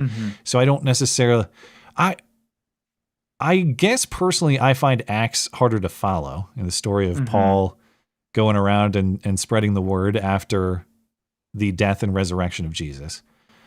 Because the timeline is so long that I sort of lose track of like when these events are happening. But my Bible study leader, Robert, does a great job with it. And so, we've been in Acts for a long time too, so it's hard for me to remember like all the things that have happened because we've been. That's fair. We've been doing it for like a year and a half. Acts. Yeah, I'm doing a personal study in the books of wisdom. So this is Proverbs, Ecclesiastes, and Job. Job is a long read, right? And you wouldn't believe it, but if you guys ever get around to the book of Ecclesiastes, this is kind of what shaped my worldview. It's kind of depressing if you read it, but it also it was reassuring to me as well. I'll have to decide. I kind of defer to my Bible study leader where we go with each book or with each segment of the study. So I'll have to be thinking about where we want to go next, and I'll keep that in mind. Purpose of the Ages. The book of James is a good place to start if you'd like to become Jewish and get off on judging others. Try starting with Ephesians, which is literally literally a letter to believers about the purpose of the church and body of Christ. Okay, thank you for that. Appreciate it. I need to go back and read that too. Galatians and a bit of Romans. Okay. The sermons that are at my church right now are on Romans. So I've had a little bit of, but it's only been like 4 weeks of that is my exposure to Romans. Gotcha. Joseph Leary. Wow, Knuckle really threw me for a loop there. Congratulations. Keep on the path. God is great. Who would have thought the MC show would become a revival? Yeah, I mean, I think we're all in the same boat there of like, that was not expected. All right. Brandon Lucas says, bring back Blonde. You suck. Fuck you. No, I'm just kidding. But it's not happening for a lot of reasons that I'm not necessarily going to get into. It's just, it's not happening. And that's that. I promise to be nice. Yeah. All right. Trying to hold true to that. Brendan also says, I don't blame Knuckles for going crazy. His grandma's ghost just took over him after streaming and from her living room for so long. Oh, his grandma's ghost just took over him after streaming from her living room for so long. All right. Yeah, I got you. Wingy, it's not about the show. The show doesn't matter. I get what he's saying. And the truth is that relative to God himself, nothing really matters. Nothing that we do in this earthly world but to serve him really matters. And that's what Knuckles getting at. You know, I don't think that he's trying to diminish the value of my stream or anybody who chooses to participate in anything like that. It's saying compared to what? And of course, compared to God himself, we all fall short. That is the necessary reality. So I get what he's saying. And yeah, I try to understand it in that regard. I can't even fully agree with that statement though. Like nothing really matters. there are certain things that won't matter in the future, right? Take the story of the woman in the well, for example. Like one day it won't matter where you worship, but like I said before, this you can even harken back to the Old Testament. Everything has a time and a place and a purpose, right? So to say nothing really matters is kind of false, right? Everything you do will either directly or indirectly affect somebody. Yeah. Doesn't matter what it is. I think another way of saying it would be things matter to the extent they serve God. Yeah. Right. Things do matter, but there's a condition on how. And yeah, even if a guy is blowing on nothing but hot air, he can still serve as a lesson for somebody else. Does that make sense? I get what you're saying. Yeah. Purpose of the Ages says, Matt, your patience during that was an incredible display of your Christian brotherhood. God bless you both. Well, thank you, man. I try my best. You know, I'm trying to manage things here. I believe what he's saying, and I believe it's a sincere moment for him. I also kind of have a stream that I got to manage, and yeah, that's an impromptu juggling effort that I hope I did all right with, but you know, I understand if you have your criticism. Thank you. I appreciate it. Brendan Lucas says, this is a troll. There is $50 on this. Well, I don't think it was, but you're welcome to bet anybody who takes you on that. Part of it from what he was saying felt like a troll. That's just me though. I can't say that he was. Yeah, I wouldn't. I think probably the difficulty for some and myself included, like Knuckle Hunky Buck's here for bits, you know, like he comes on and he does jokes, and it's always, I never know when he's serious and when he's setting up a punchline. And I think that's what I got hung up on there. Yeah, when you're conditioned to expect that. Yeah. Yeah. Brendan Lucas also says, I miss the days when Comrade Matt was a traitor to the Republic. This sucks. Well, you just have to ask former members of the DOJ. They'll still tell you. Jonathan Prezios. Guys, do you think he was mad that he wasn't co-hosting and was just there for super chats? He didn't know how to react, but once he mentioned that he found God, he kept playing into it because of Matt's attention. I mean, I don't know. I really think I appreciate the chat, of course, and your thoughts. I'm going to refrain from speculating on intent, or I'm just going to assume that his intent is pure and that he's sincere in what he's saying. And I'm going to operate from there. I get it. Yeah, I've already seen my piece on the whole thing, so. Jonathan says, Matt, you really need to talk shit out with Nuck and with Nuck behind the scenes. I think he's having a mental breakdown, and the God thing was just a call for help. It could be, obviously, like he's a friend. He's a participant and a member of the cast of this show. And so of course I'll be reaching out. And yeah, I mean, I had no indication that was going to happen, and I just kind of have to operate with the way it was presented to me. So Daniel Jagger, MSNBC missed out on a ratings goldmine for going an all-out Waffle House-esque brawl with Simone Sanders and Joy Reid for that coveted primetime slot. Now, if they just fought each other every night physically, if it was just the Waffle House battle, I would tune in for that for sure. Daniel Yeager. Pretty crazy spring elections coming up. The Wisconsin, I just called him, it's Jagger. Why, in my mind, speaking of, I can't ever avoid accidentally playing a clip at least once. Yeager. And it's just Yeager, like Jägermeister. But no, it's Daniel Jagger. Pretty crazy spring elections coming up. The Wisconsin Supreme Court election coming up, and the Canadian snap elections on April 28th. Jake Carney's in the driver's seat. So yeah, Canada they're having their elections at the end of next month. So we'll see what the future is for Canada, and if anger against Trump motivates their vote. Esoterica Unbound was feeling worn out tonight, so I laid down to listen, dozed off shortly after the beginning of the show, then awakened in the middle of the first chat read and my subconscious yelling, what the hell is going on? What's going to happen next? Is Blonde going to return? Call my foreskin a biatch and declare that I'm a better man without it? Yeah, it would. Well, you know, every once in a while you get a surprise, man. Let's see. By the way, if you see me doing this, my cat keeps bothering me. That's what's going on. All right. So if you see me swatting, that's why. Oil King. Joshy, Richard Parker's Substack is interesting. I was looking through some old archives and other shows. Zordon help. Rita Repulsa is loose. Eggs and a slice of apple pie is a win. I'll finish my email soon. As always with Oil King, I feel like I'm deciphering a code. Yeah, I was personally wondering what was going on with Richard Parker, and he was just kind of telling me. Oh, so he has a Substack or something? I'll have to look at it because I tried getting the guy to talk to me about whatever his stances were, and he just completely bitched out on me. So, but yeah, I was chatting through him. I was chatting to the Oil King about it, and he was just kind of letting me know what he was been up to. Got it. Thank you, Oil King. Bravo, Victor. There is a difference between having a come to Jesus moment and eating a quarter ounce of mushrooms. Well, sometimes they might overlap, but thank you for your contribution to the show. Appreciate it. I am not going to be niggardly. Imperious. Joshy is an obnoxious stick bundle. Sell that boy at auction and get a cat. How dare you? Oh my God. That was rough. Who said that? That was Imperious. You're gonna have to. Imperious? Look, man, I'm already sold. All right. Esoterica Unbound. Are you, Matt, in the Midwest? Is Tennessee considered part of the South? You guys make my boomer ass despair yet again for the state of the public education in this country. No, come on. Tennessee, I guess maybe my mind is thinking more like Kentucky. Like Kentucky is considered the South, I guess, but is it? I've heard some disputes between Kentucky and Tennessee if we're actually South or not. It's kind of like Missouri in the Midwest, you know? Like, yeah. People debate that too. So I mean, yeah, we're part of the South. We're in the southern region. So at least it's all right. I'm going to go ahead and spoil this. For those of you who don't know, I'm from the city of Chattanooga, right? So that's where the whole infamous Nooga thing happened, right?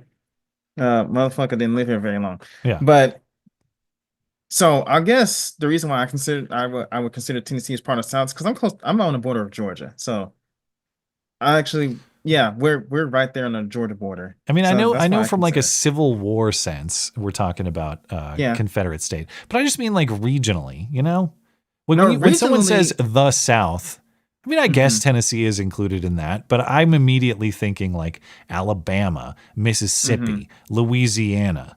Tennessee is edge, you know? Yeah, Kentucky. I think Kentucky is also part of the South. I don't know.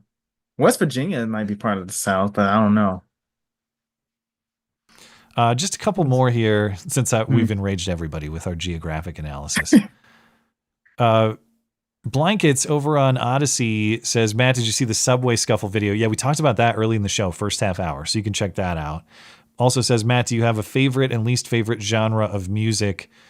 Not really. I mean, you'll be shocked to learn I'm not a rap guy, but dude, same here. See, look, here's the thing. Most rap, we call it mumble rapping because you can't understand a word these guys are saying, right? I can do a little bit of old school gangster rap because they at least tell stories.